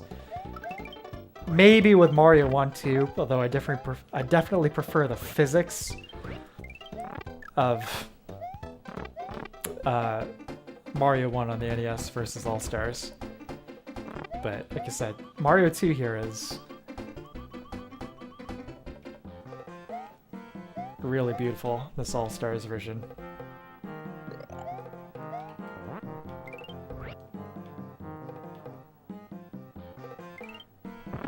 Whoops, sorry, Shy Guy. Oh, messed it up.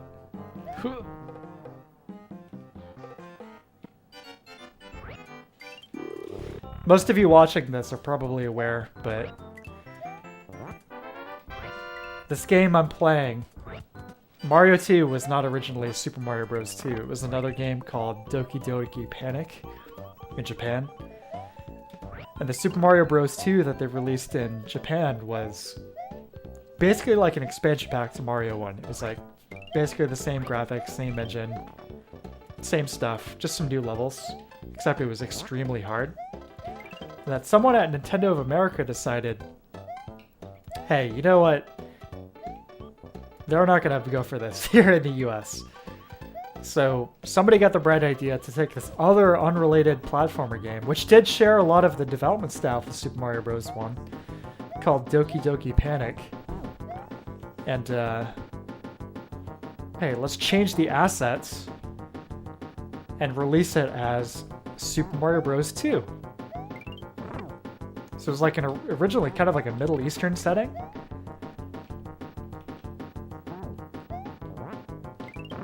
Yeah, they just changed the cast to Mario characters.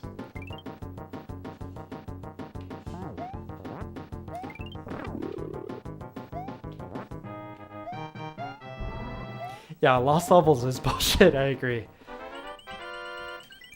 And then, yeah, Lost Levels, like, leading me to my next point here. in All Stars, we have this like, wait a minute, lost levels. Like, what the hell? And obviously that's the real Mario 2. And then this was actually released as Super Mario Bros. USA in Japan. Oh, weird situation. Oh no. I think this is the first game though where Luigi canonically has this like higher but slower wiggly jump. I'm basically just playing this for the aesthetics ultimately. I really love how this game looks and sounds.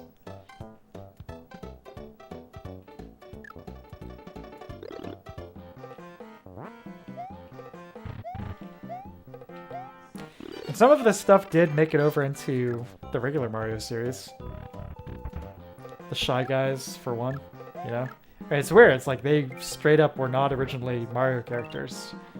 They're now, thought of as that. The Sniffit guys, whatever those guys are called.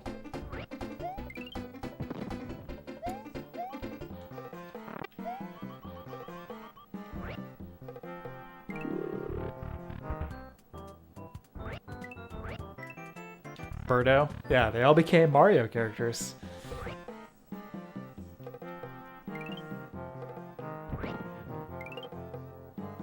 I want to be the guy who's Leisha Sparby's lost levels. Yeah, you're probably right. Mario Bros. 2 and Mario Land such great music. I agree, absolutely. I haven't played Mario Land in a really long time. I really love both of those, but Mario Land 1 and 2... Mario Land 2 is one of my favorite Mario games.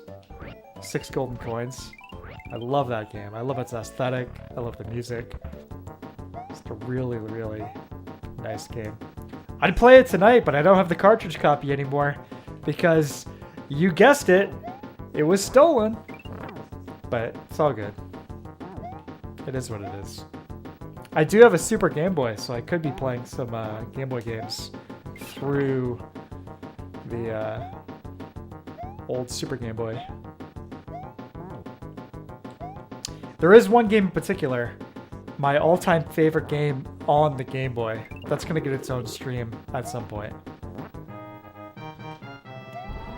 I won't say what it is now, but it's something to do with Mario. Probably pretty obvious if you're into Game Boy games what I'm talking about. If it's not Mario Land 1 or 2, but you'll see. I never bother with these. Toad.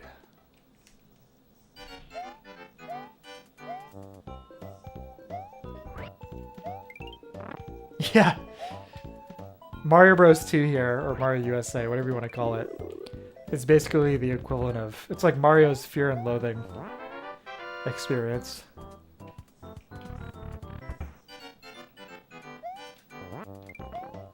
Of course, it's all a dream in the end, and Mario wakes up in his bed, safe and sound. The problem right now is I'm trying to play this like a traditional Mario game.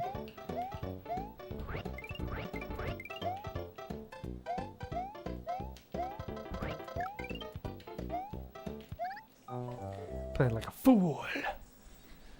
Oh yeah, Peach's got her hover move.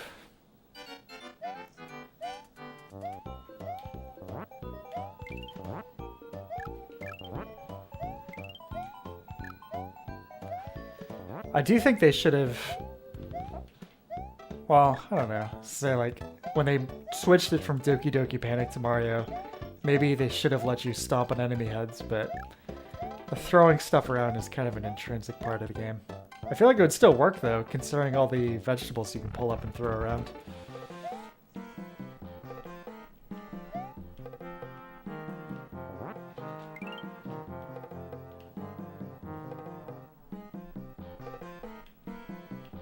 Yeah, the key is up above.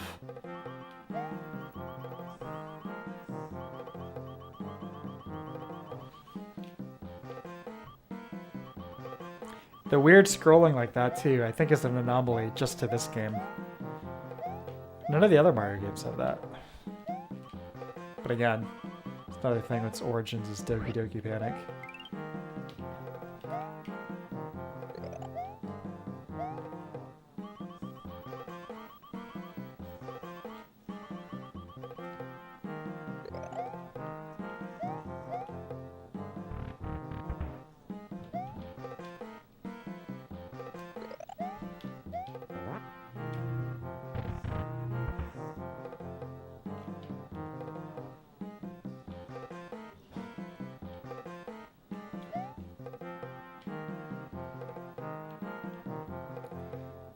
Just crush this level, maybe this world. Then I'll move on to the next game though.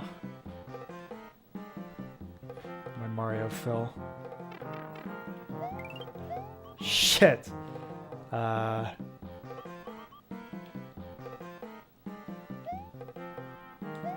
can I do here? Nothing. Nothing is what I can do. Yeah, that's it. This game's done. Okay. Next title. Yeah, it's kind of a shorter experience. I'm sorry. Let's see. Yes, here we go. Another new favorite here.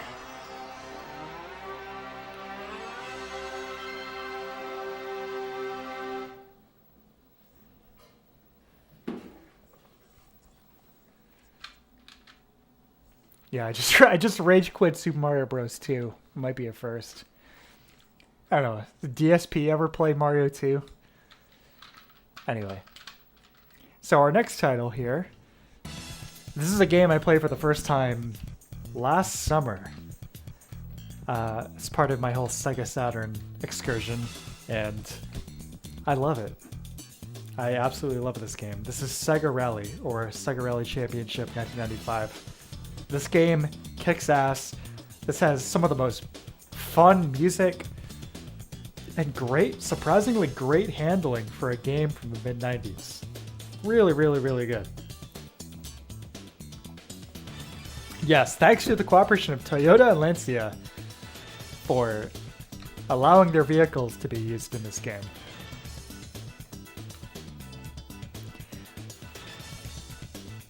This is one of those games I can safely say, no, I have no fondness for via Sega Rally Championship. nostalgia because I never played it back then. I played it for I literally played it for the first time less than a year ago.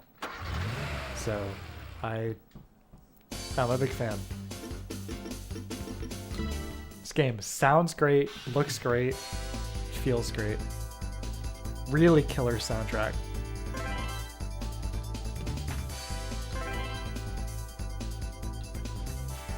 And I've gotten a little better than my first attempt, if you guys remember that stream. Didn't go so well. 3, 2, Alright, here we go. go. Easy right. Easy left. It's like from a game from 1995, the handling feels great. Over jump. Sense of speed feels fantastic. Easy right. Great sound design. Really, really great game. Medium right. The next one. The drifting. Oh my god. Easy right. It's so good. Over jump. Easy left. Easy left. Easy right. Seems a little quiet on my end here. How about for you guys? Very long easy Look right. quiet. Heavy. Let me know.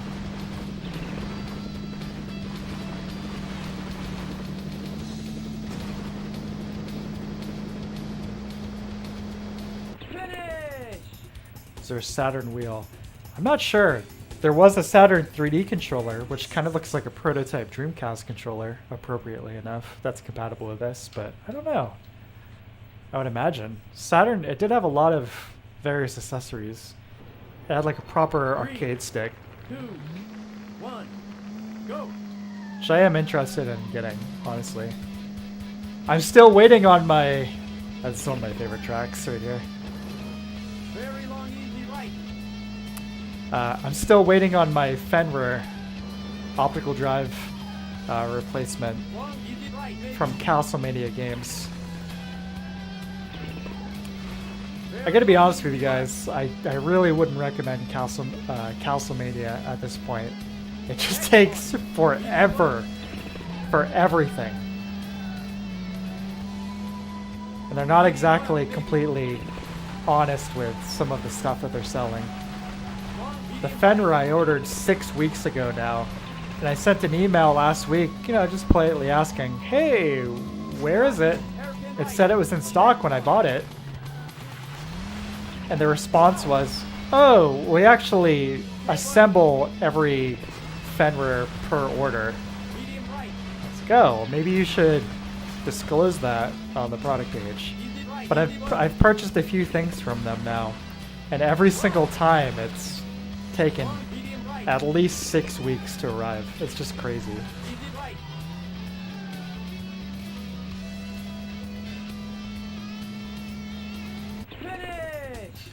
Sounds alright, maybe a tiny bit more. Alright, yeah, let me bump it up a little bit. There we go. So that should be good. They're deep into arcades for the custom peripherals. Fun and press. Yeah, Saturn is like, hey, let's give you the arcade experience. I love how focused good driving games for this. They're really good this. Absolutely. Absolutely. Alright, I'm going to focus. I really want to try and clear this. The handling in this feels better than a lot of modern games. It's crazy. Honestly. There's a lot of under the hood stuff you can do too as far as like customization goes. I haven't even touched that stuff, but just knowing that it's in the game is really impressive.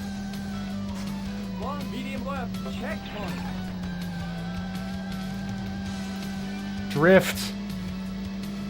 Like Fast and the Furious out here.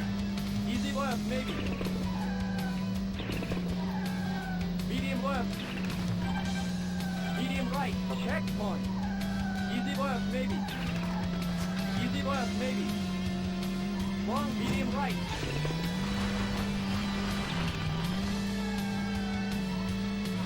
Caution, stay left. No! Oh god. That might have just sealed our fate right there. Easy left. Oh, it's gonna be close! Oh! Finish! Yes! Oh, man. How clutch was that? That was, yeah, the sounds of the brakes going nuts.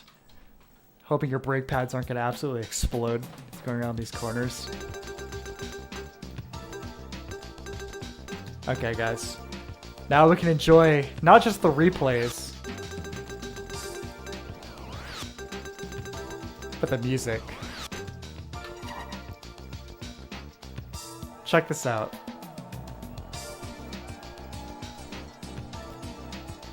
There's exclusive replay tracks. Because obviously that wasn't super impressive on my part, but the music for these replays and the voiceovers are killer. Listen to this. All right, let's watch your run one more time on the desert course.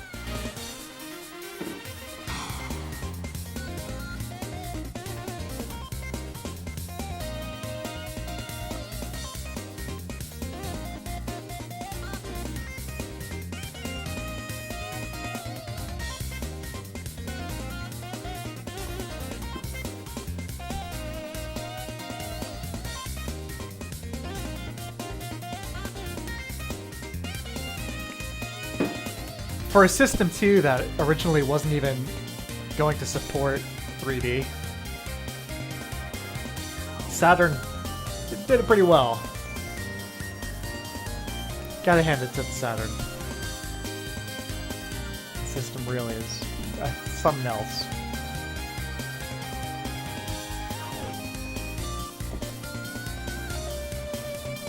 Funkin', oh yeah. Oh, you just wait, it's not even the best one.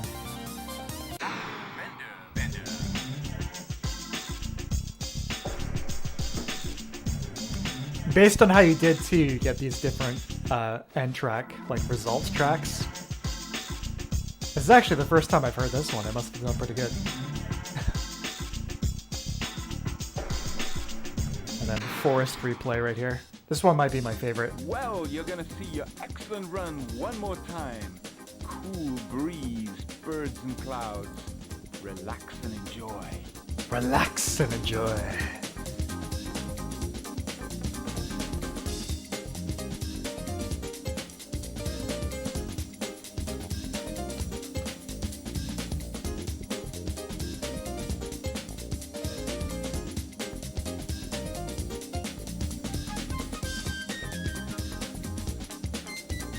I think I saw a Saturn once in person back in the day when it was like actually, you know, a current system. I saw one system once in person. It definitely didn't have a big market penetration around here.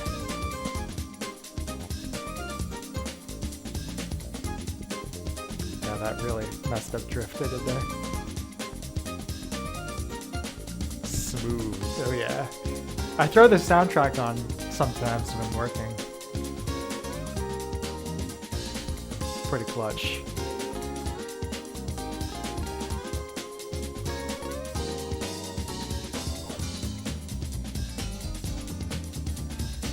The Mountain Replay track is really good too. This one's a little strange. Get the lead out. Get the lead out.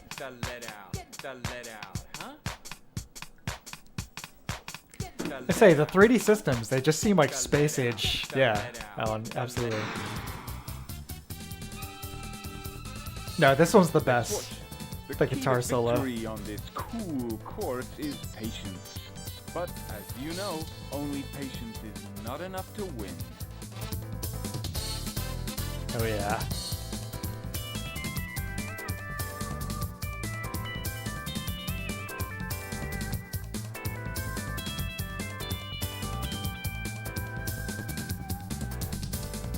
Another messed up drift there.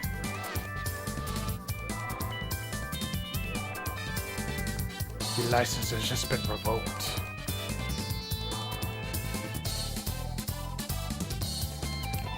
This riff right here. Ooh.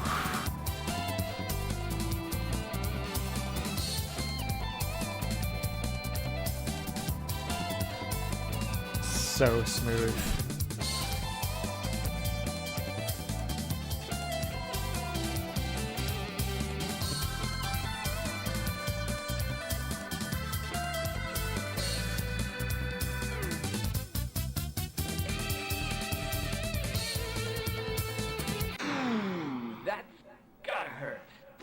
It was a close call. You don't get to rub it in. Sonic Hedgehog vibes from this track for me. Oh yeah, definitely. That was a replay. Now, if you haven't heard it before, get ready for the single greatest game over screen in the history of gaming.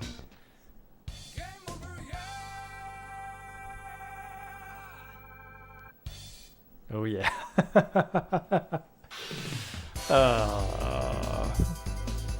Okay, so that was Sega Rally.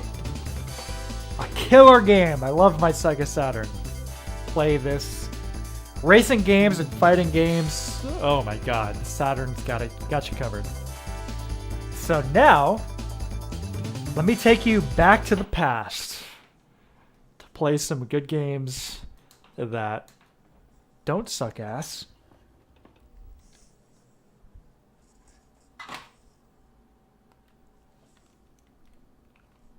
Sec, get this going here. Going back to the 8-bit era now. 8-bit era. So many things to switch here. There we go.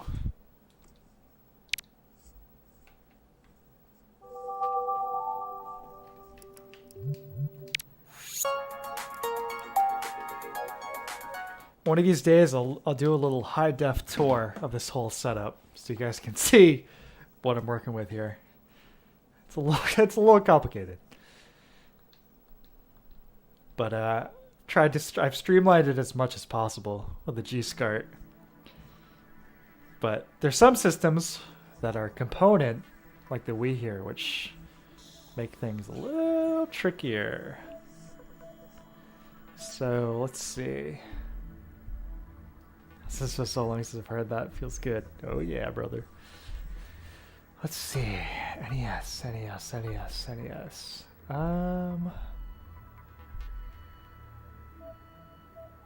It's a game over screen that says you are already dead. Is it a Fist of the North Star game? Omewa Shinde. Omewa Shinde.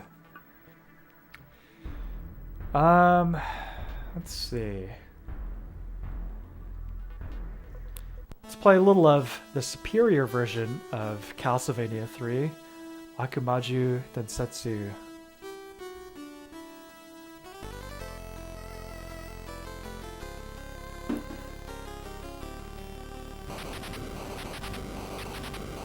Oh shit, hold on a sec. Here we go. The OSSC dropping the ball for a sec there. Anyway, we all know the plot. This is probably the finest Castlevania game on the NES. I'll try and take a different route than I did last time. But I'm thinking I'm going to play a little bit of this. One more NES game, and then maybe one more to close out the night.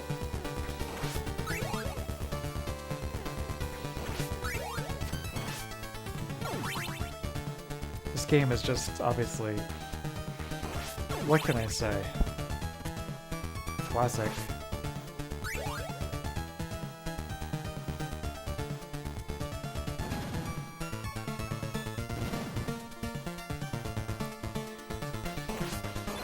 Have any of you guys played the PS2 Castlevania games? The 3D PS2 Castlevanias?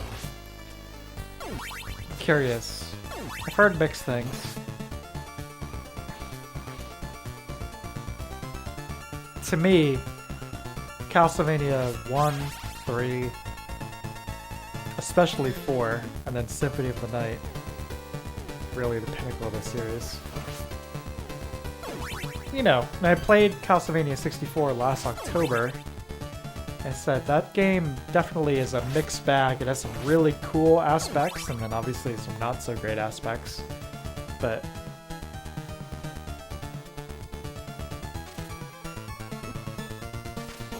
it always seemed like those PS2 games were more in the vein of God of War, than like a proper, like adventure exploration kind of Castlevania experience. But that said, I never actually played them, so this is just like secondhand, you know, experiences going here.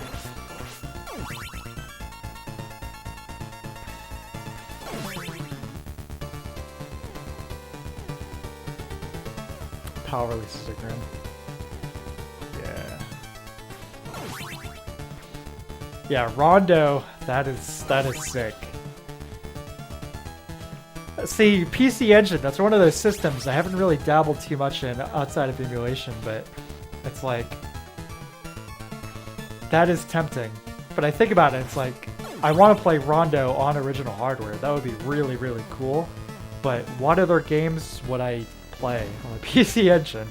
I don't know. There's a port of Splatterhouse 1 on the PC Engine I'd be into. But what else, you know? Like, I'd have to have at least, like, 5 games if I'm gonna, like, throw down on a old school system like that. But Rondo is definitely sick. No doubt about that.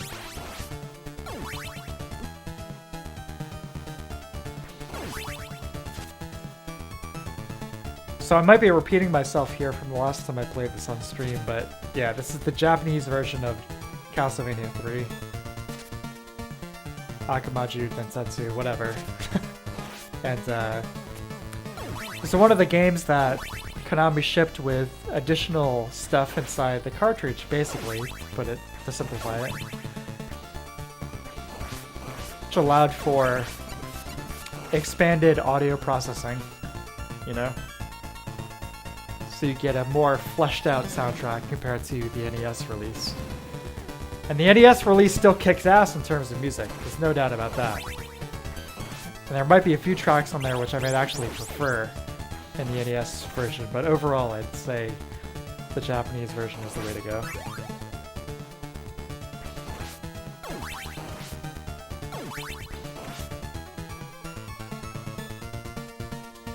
expensive investment just to play. Yeah, right. Yeah.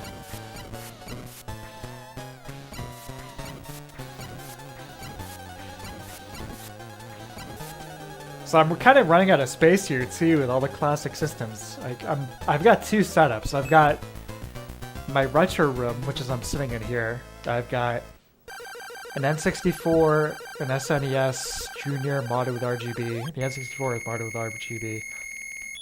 Saturn, Dreamcast, Genesis, NES, PS1, PS2, and the Wii, an Xbox 360 and a PS3. And I've got all these systems in like various different states of mods. And then in another room, I've got my gaming PC on the PS3 and the Xbox One X. And it's like, how many systems do I really need? You know, like I'm definitely into gaming, but how many like arbitrary boxes do I really need to have in my house, you know? Whoops. I love this stage, this track. Konami was getting so good at utilizing the limited color palette of the NES at this point. Putting all these bright primaries in the foreground. Really distinctive, clear design.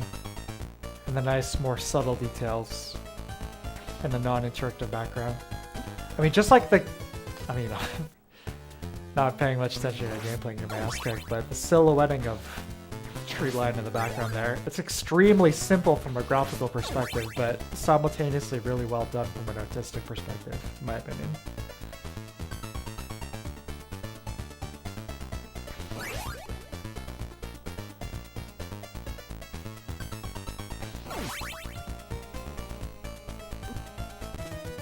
Keep looking at the comments and getting killed. Rondo a blood box, put it next to the Bloodborne box. Yeah. It would be fitting, wouldn't it? It'd be appropriate. I've never really committed to a threaded cane playthrough of Bloodborne. I need to do that at some point.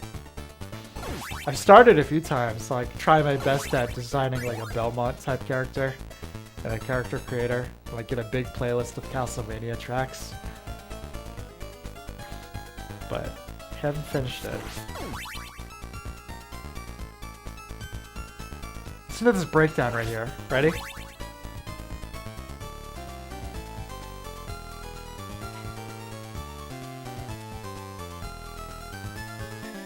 What a soundtrack. Oh my god.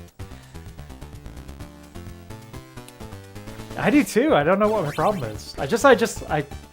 It takes a little while to get going. I like going with usually like the axe or the beefier stuff and just like smushing enemies out of the gate. But the cane is a very elegant, beautiful weapon. I hope there's something like it in Elden Ring.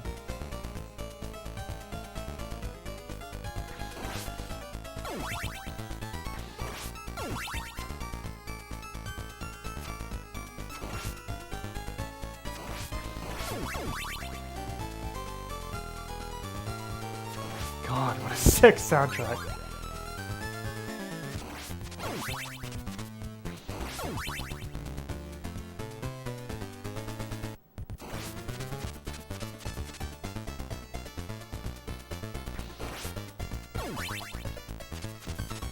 One of these days, you know, it's like, if I could get some kind of all-in-one solution that was completely reliable and convenient, you know, I would be maybe okay with the idea of downgrading all the consoles, but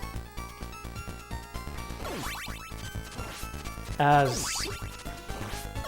completely unoptimized as the setup is, I mean, it's optimized in terms of its potential considering the hardware involved, but I just mean in like having everything like an all-in-one system. It's hard to give up, you know? It's like knowing that I could just turn the game on in most of these cases and it's just going to work. You know, I don't have to fumble around in like settings to like optimize anything.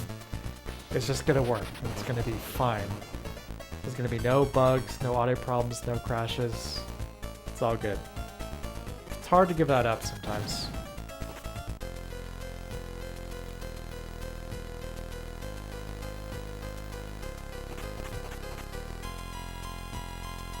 Good sci-fi.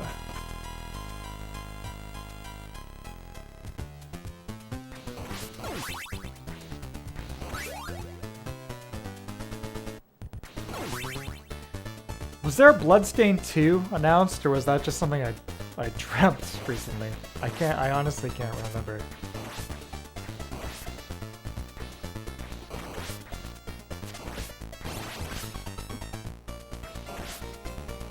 I still haven't played the first one.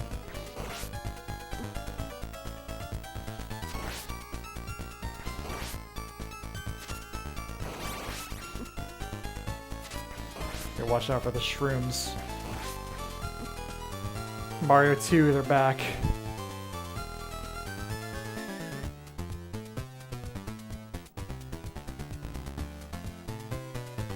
Huh.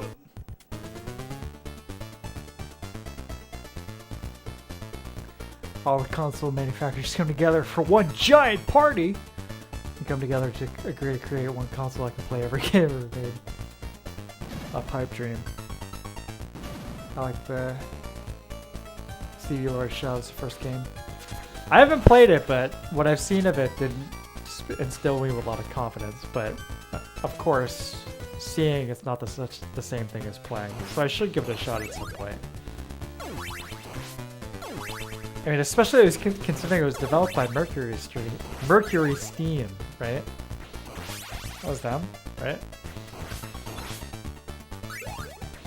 So I really loved Metroid Dread, so... There were just a couple things I saw of it that filled me with, that kind of turned me off, I should say. It's like quick time event, boss fight kind of things, like fighting like the Titans type of stuff. But it deserves its own shape. Absolutely.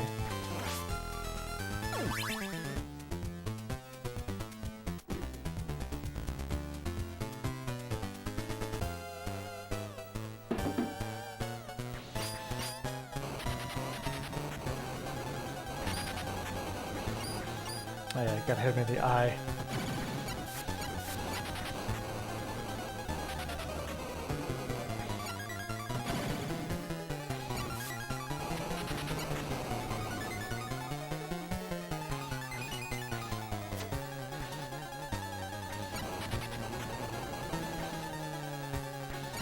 Switch mean emulation is great to PS1 64 era. Yeah, basically.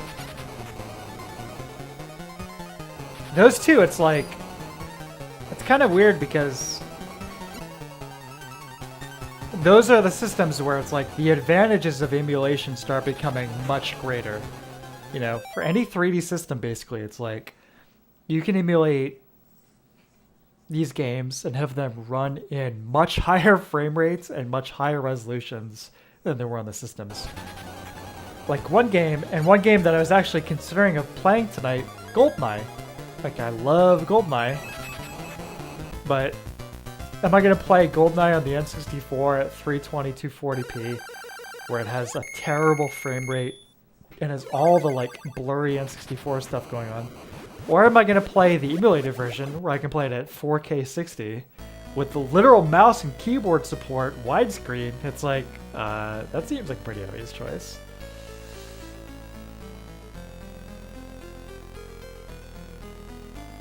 You know, I usually play on original hardware, but there are some times where I go emulated. Right now, I'm playing on the Wii's unofficial, you know, it's homebrew NES emulator. I'm playing on FCU EX. Yeah, FCE Ultra GX, the NES emulator for the Wii with homebrew. And I'm playing on this because I've got an NES right here, but I don't have an NES with RGB mods, nor do I have an EverDrive. So it's like, okay, emulation makes sense on this instance.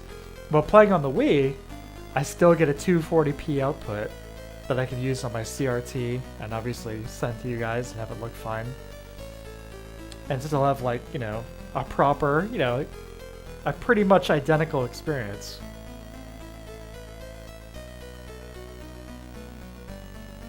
Did you just say no? Oh, there we go. Great.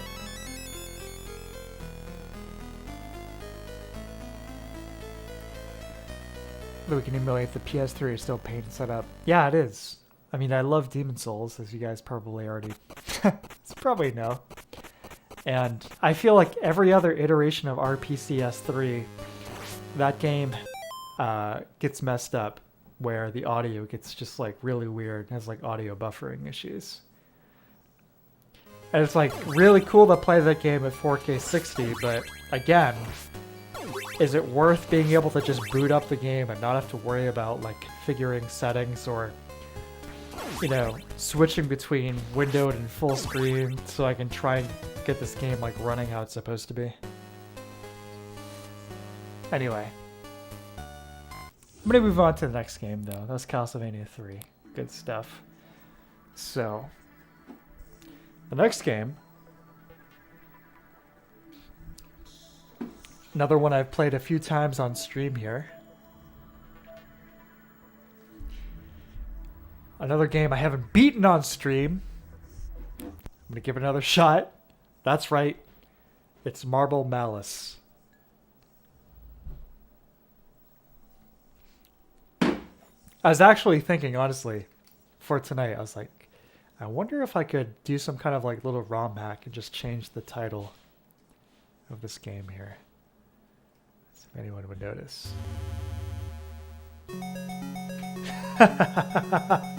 That's right! Welcome! Marble Madness.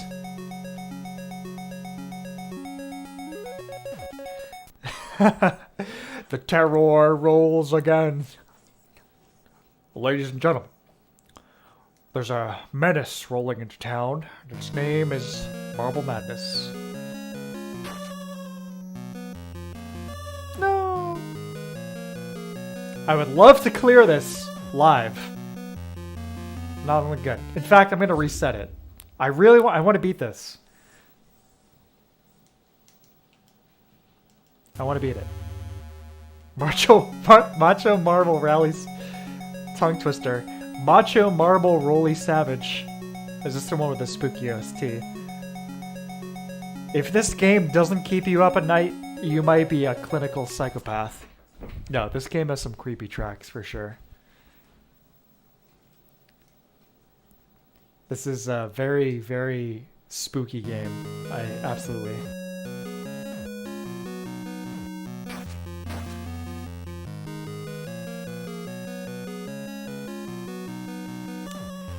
I love how the camera doesn't keep up with you. That's really cool.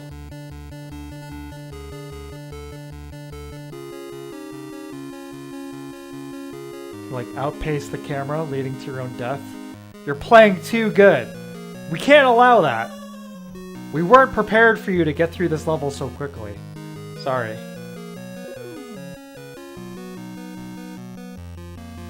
Psychos rise up. He's been playing but nothing but Marble Madness for the last 24 hours. It was inevitable.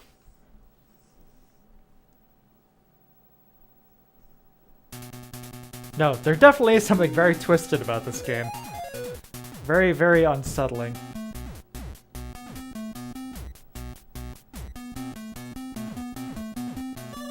Oh my god, I'm doing horrible. I'm ready to give this a few tries though, from front to back. I mean, the game in its entirety takes like maybe 3 minutes to play through. So, I'm ready. You'll never sympathize with a marble like you will tonight.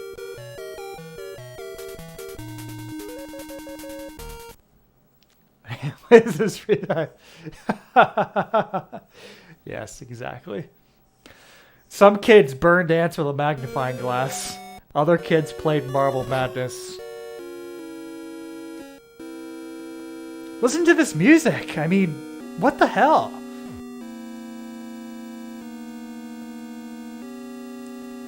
What are you doing, little Jimmy?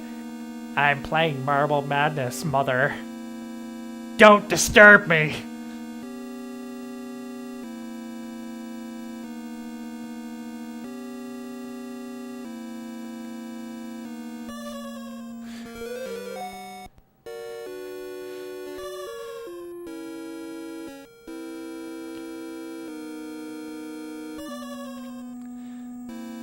Thank you for your application to the CIA. We've checked your background. It seems here you've dabbled in experimental drugs, psychedelic substances, and played Marble Madness on the Nintendo Entertainment System. Now, the first two we might be willing to overlook, but that last thing, we're gonna go ahead and arrest you right now.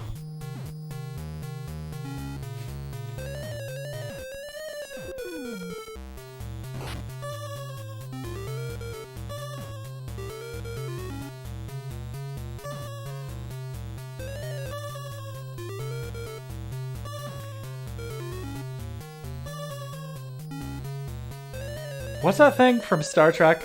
The unwinnable scenario that Kirk keeps finding himself, not keeps finding himself in. It's like part of Starfleet. The Kobayashi Maru. That's a code name for Marble Madness. I don't think any situation is unwinnable. Yeah, this is over. This might be my worst run yet. KGB. KGB. It's like first you stay in the gulag, then you play Marble Madness. Okay, let's give this another shot. I'm gonna focus. Stop joking around.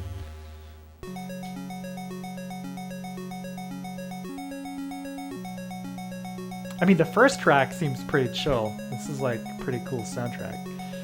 You know? Like, oh yeah. Welcome to the world of Marble Madness. Look at this isometric setting. Isn't this fun? And then before you know it, you're thrown into the meat grinder.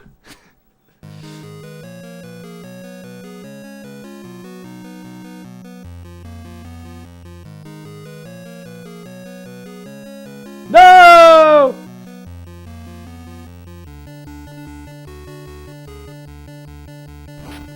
Alright, I'm gonna focus, guys. Really. No!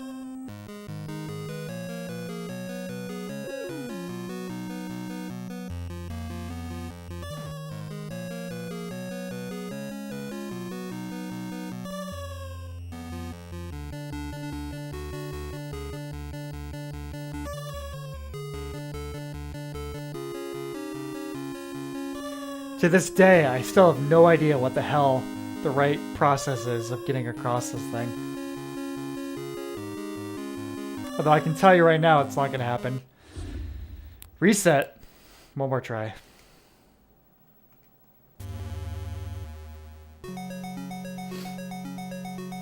You get technically just enough time to complete each stage, regardless of the time you've got carried over from the previous one. But let me tell you right now, that's a load of baloney. It's not going to happen.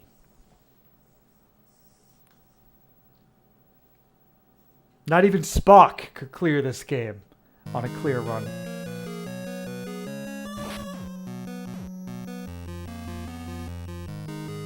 The fact that the camera doesn't keep up there is a major load of baloney.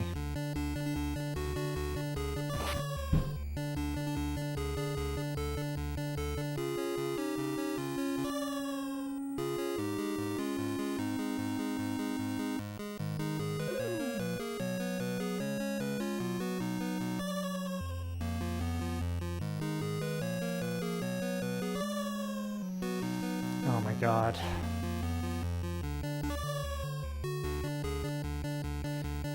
Into the pit with him!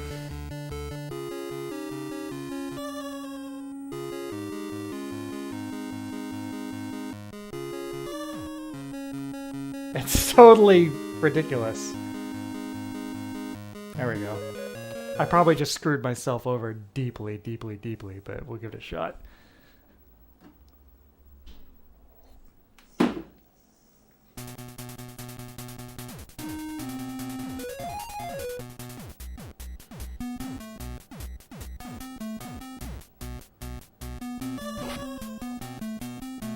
Should make a Netflix series. Marble Madness. I'd watch that.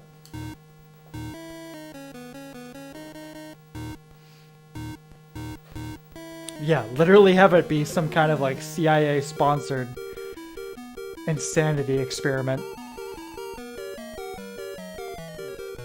juxtaposed with anthropomorphized marbles.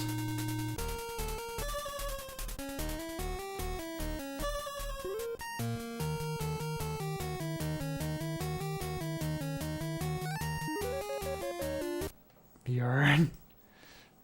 I'm gonna give this a few tries. But you're gonna get to the last stage at least. Which I've managed to do so far. At least in prior attempts on stream.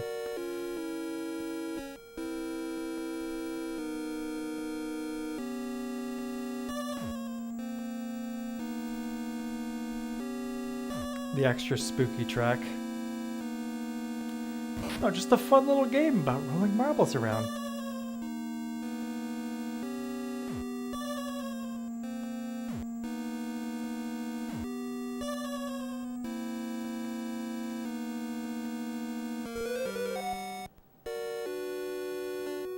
MC Escher Nightmare.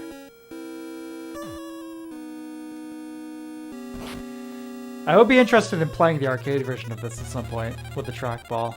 That would be cool. I'm guessing it would be a lot easier versus controlling it with a D-pad.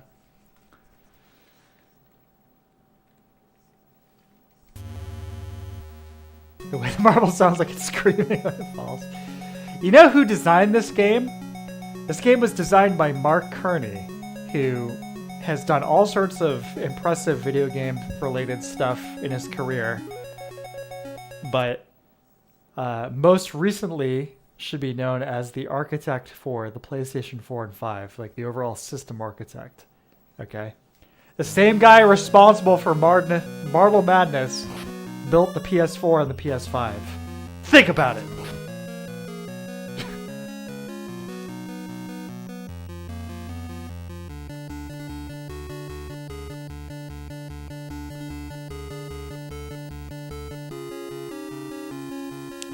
Randomly blessed with some more time. Thank you.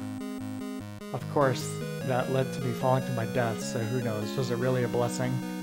Or was it a curse from an ironic god? Yes! Alright, that went pretty well. Okay.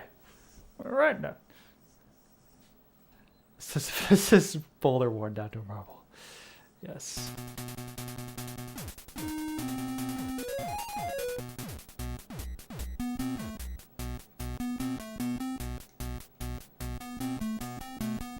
Alright, guys, I'm really gonna focus. Here we go.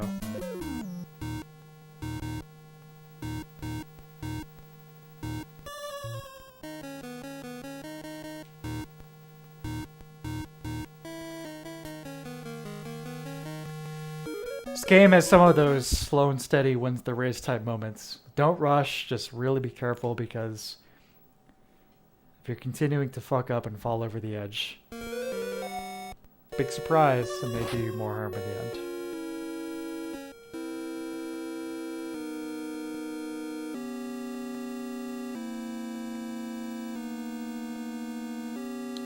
I really want to make this the run. No more joking around. No more funny business. No more existential crises involving marbles. No more remarking on how insanely depraved the presentation of this game is.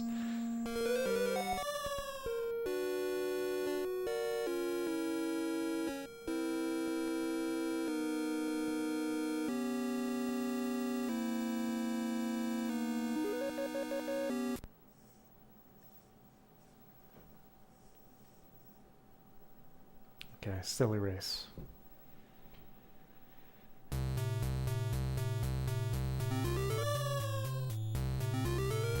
Blessed.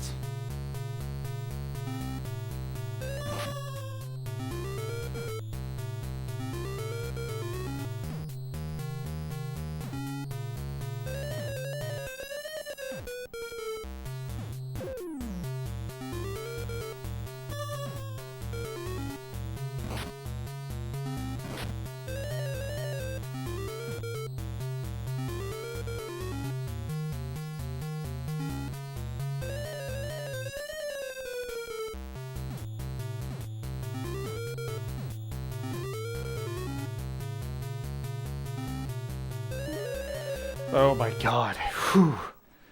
So is steady. Steady is fast. Fast is cool. Yes. Terror of the Taffy Evers. It's like Pink Floyd. Okay, here we go. Ultimate race. 81 seconds. That's a lot of time. I'm just gonna focus. I'm not gonna say anything.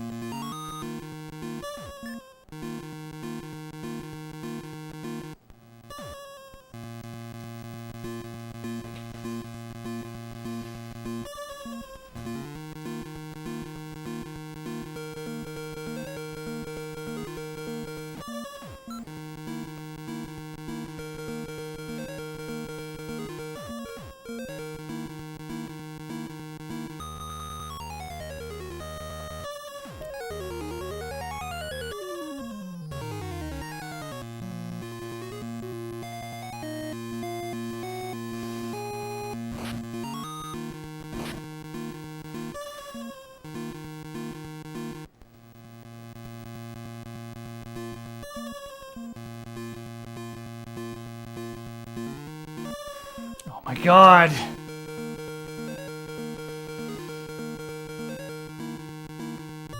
Damn it!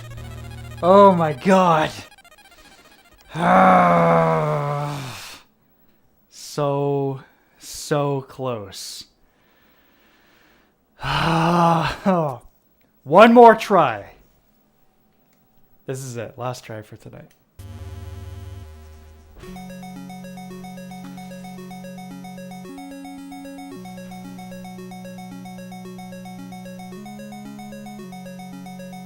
Fortunately, we can get right back to the end within like 3 minutes. It's not too bad. Bloody hell, that end. I know, it's ridiculous. The physics are so bad, too. The controls are horrid trying to do that. These nice, tight little maneuvers, not gonna happen. I've done it, though. I've beaten this game. I've done that. And I want to do it again here.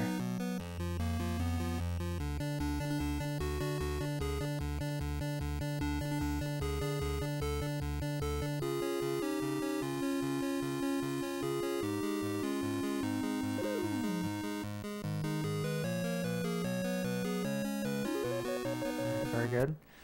A sweeping up has something of the duck hunts dog's dickishness about it. I agree. It's like a middle finger to the player.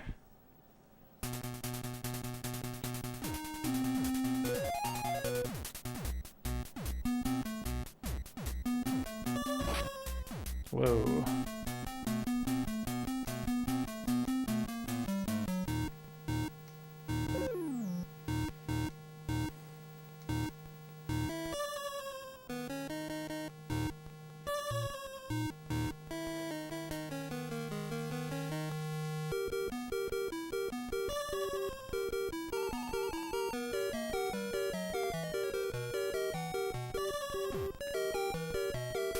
Controls are so sluggish and messed up in this game. You're not just fighting against the obstacles, you're fighting against these ridiculous controls.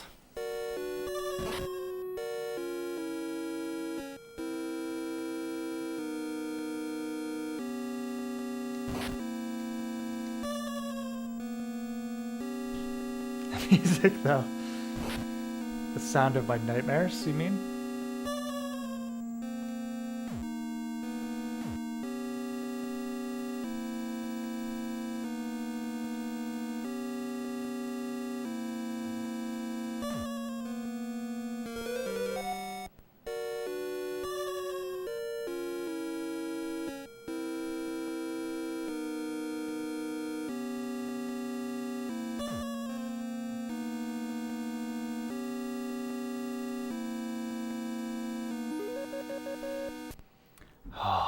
Yeah, it is.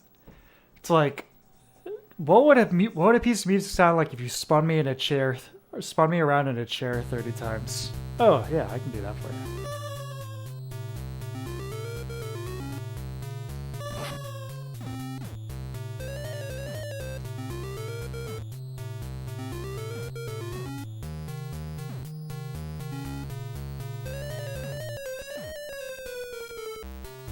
it's definitely, I think it's worth squashing all those guys.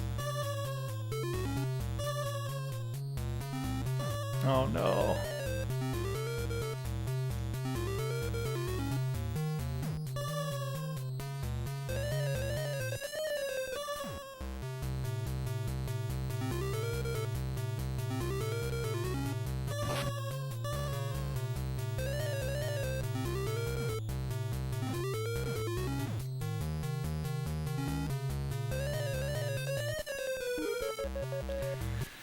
Okay. Here we go.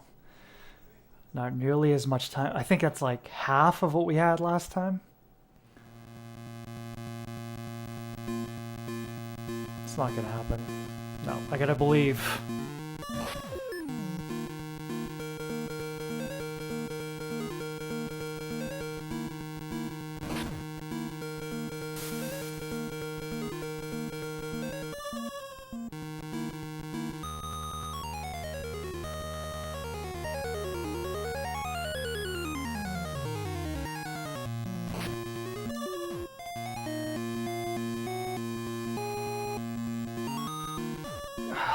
Oh no.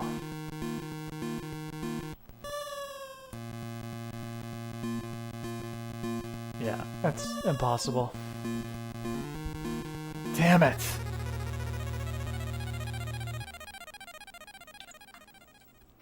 You really gotta come in there with as much time as possible. One more try. One more try, and then that's it. Regardless, either way, Marble Madness is done. Forever! At least for tonight.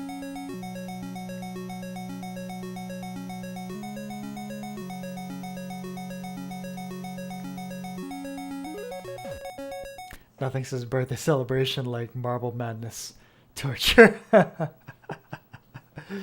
I know. I think I'm kind of a masochist, honestly. At least when it comes to video games.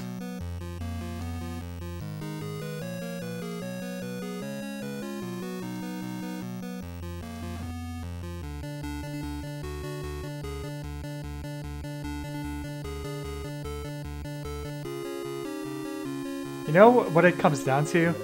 I don't like to lose in anything.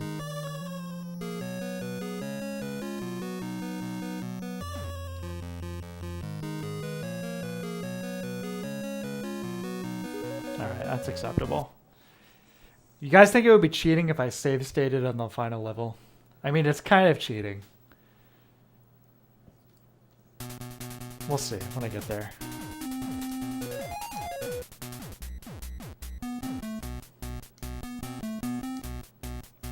Just gotta play like an expert up until that point.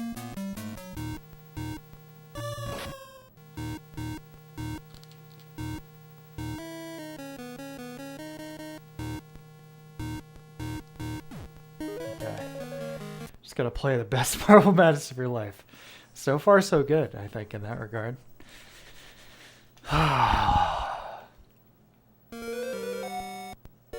It's diehard callback. I don't know if I got that one. If I said something, it was unintentional.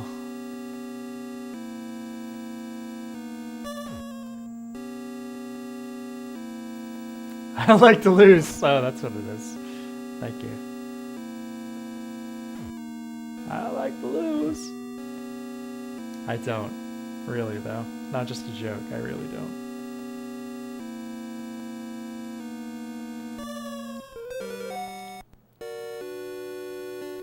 Especially to an ancient NES game developed by some kind of British psychopath. There we go. Mr. McLean.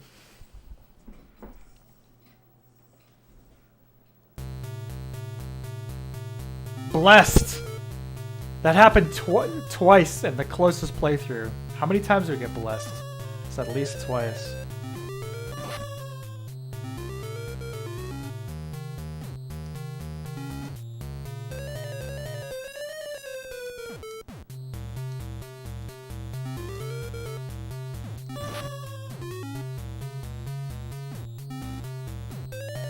Come on, Marble.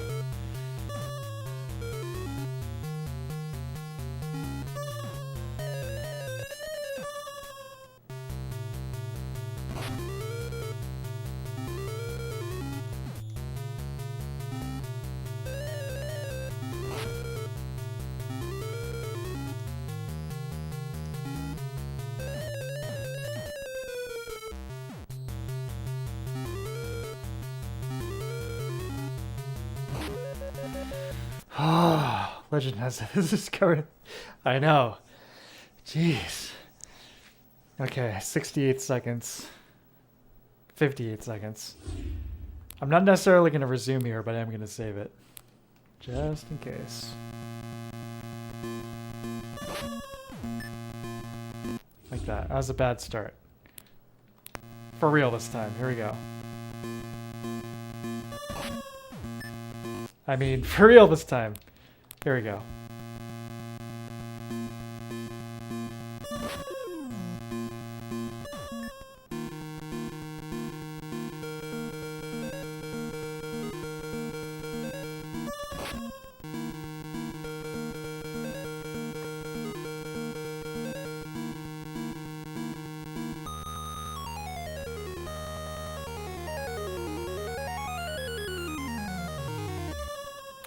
His acceleration is just very, very painful.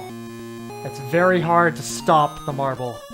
Which is why those corners there, it's like, I'm just trying not to roll off the edge. And it's almost impossible.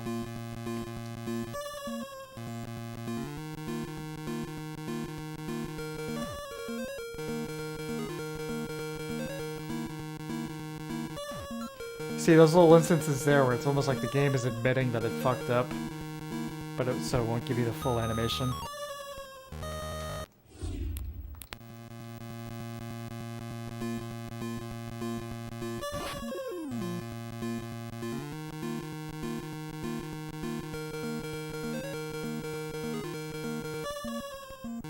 Oh my god.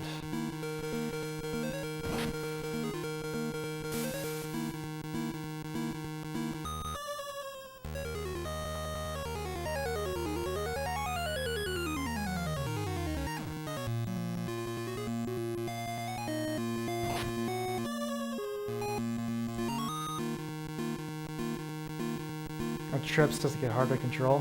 Yeah, it does. This game is a nightmare. It's not just the presentation, the controls are so slippery and awkward and bad.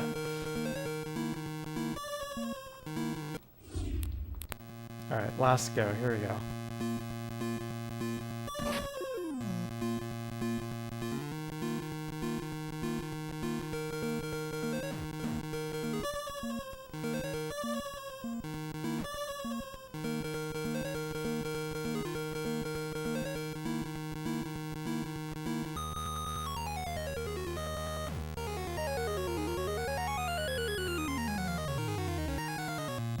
This game would be a cinch if your marble would stop on a dime. But he doesn't. He just keeps rolling. He just keeps rolling and rolling. It's like that little movement there of me moving across this thing. It's equally me applying the direction to move in that direction and equally moving in the pressing in the opposite direction to get him to stop. You know what I mean?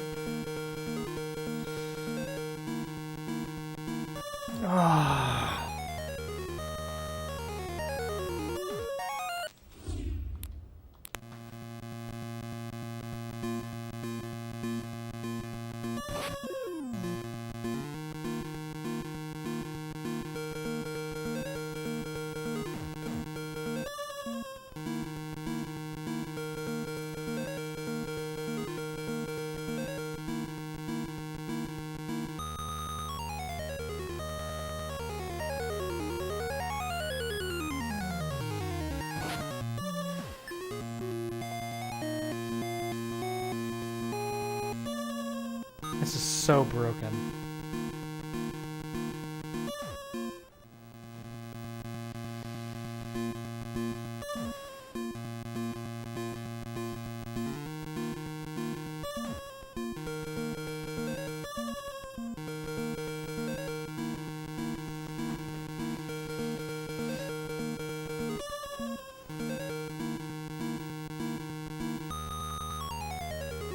Fuck! Oh my god! These might be the worst controls for a game I've ever played. Seriously. This is abysmal. I have done it though. I have done it before.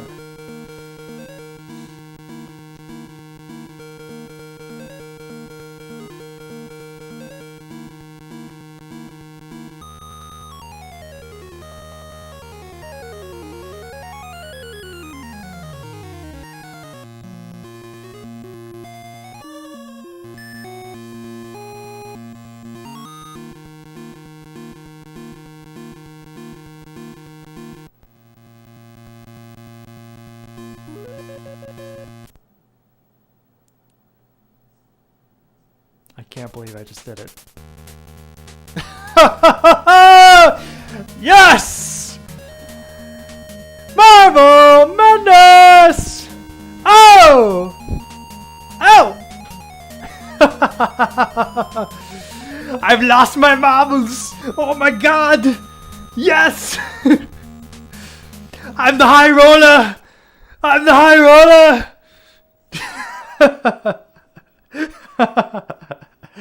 Thank you guys. Holy cow. Holy cow. First try, yeah. Yeah, we'll say that. Oh man. Game won't even, it won't, there we go. That was insane. Ridiculous. Ridiculous. Absolutely ridiculous. Yes, first try. When I do the edit later, yeah, that'll be the first try. The marble god. I'm gonna be dreaming of marbles. Okay, so that was insane. So I'm going to play one more game tonight, and it is going to be a much, much, much, much, much chiller experience.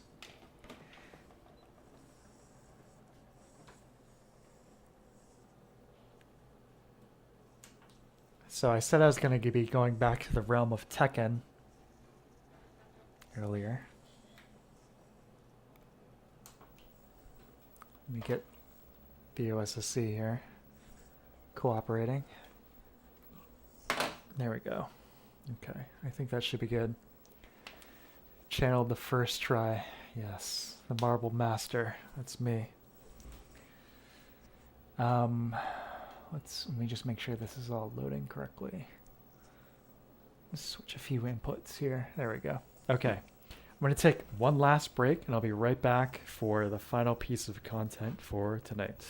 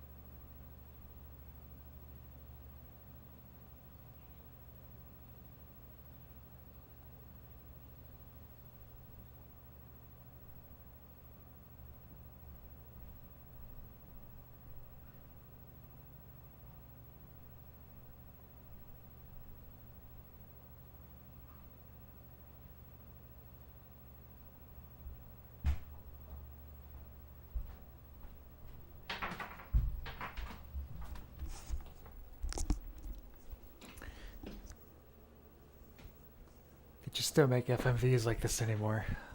Agreed. Although, I'm not hearing any audio. What's up with that? Is that... Hold on a sec here. Why am I not getting audio? Are you guys hearing anything?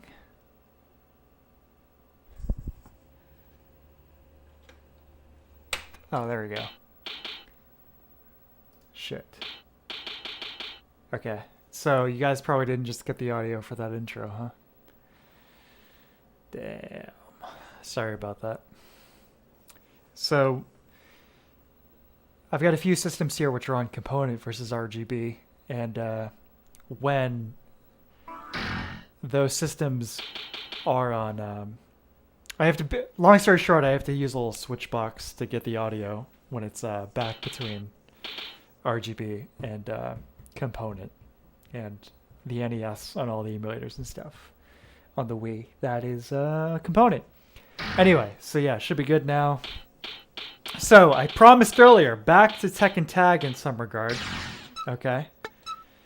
We're not going to be playing regular Tekken, though. We're going to be playing the greatest minigame to ever grace God's green earth, Tekken Bowl.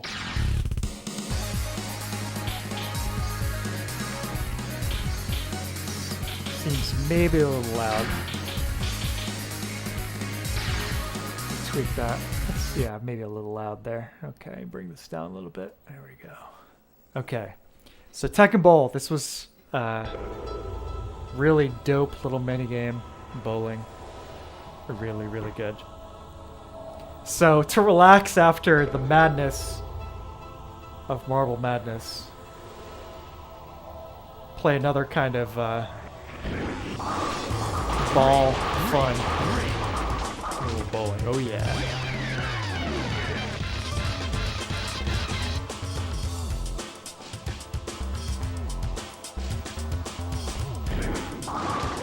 Nice.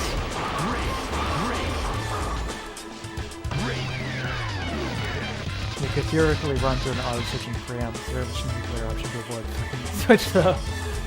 I mean, I'm not totally adverse to the idea, but it, you know, I bought a G-SCART just so I didn't have to switch between SCART cables every time. That's a little bit more involved, but all but the Wii and the 360 and PS3 in here, which I hardly ever use in here, are all in RGB. So it's really very little I have to ever do. And when I do have to do anything, it's literally a push of a button. Well, 2 pushes of a button. The component switcher, and then the input switch on my TVM.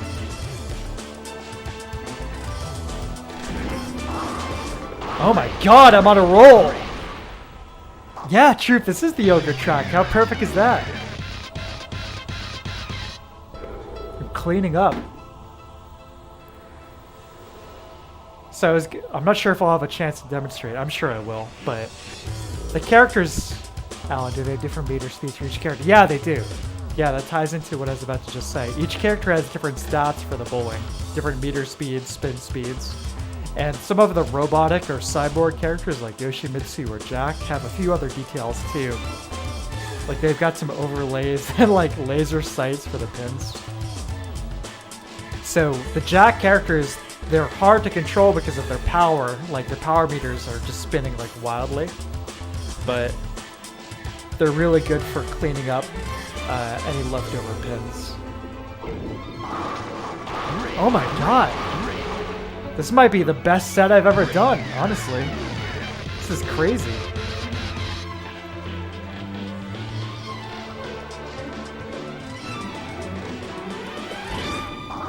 Oh, that was a bad one.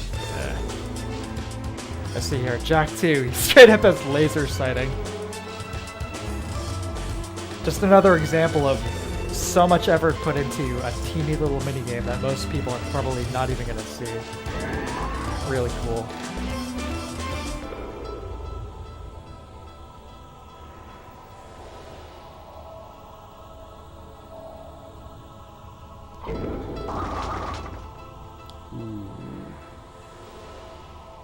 Yeah, it was going really well. But yeah, we can get the laser sighting here. Clean up any rogue pins.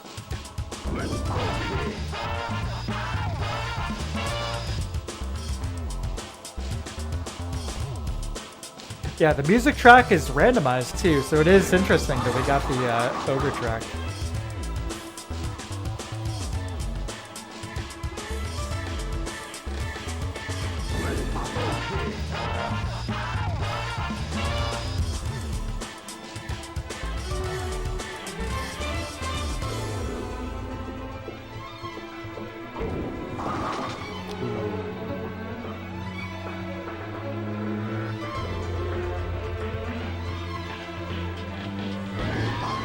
Oh! So Jack throws them so quick that the pins don't even spin. They just go directly backwards. This isn't pretty good. Oh! Okay. I'll take that.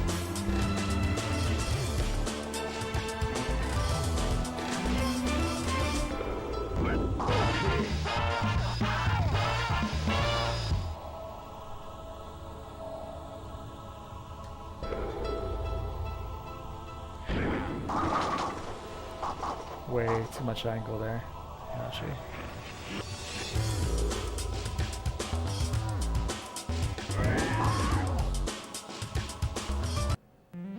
$185? It's alright. Started off killer though, for sure.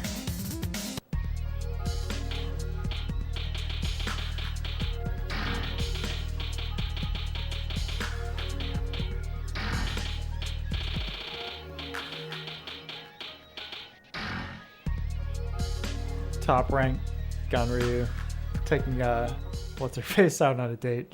In second place, the dinosaur and the cyborg.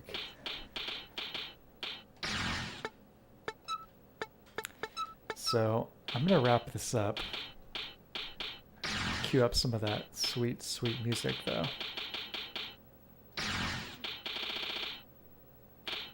Name entry.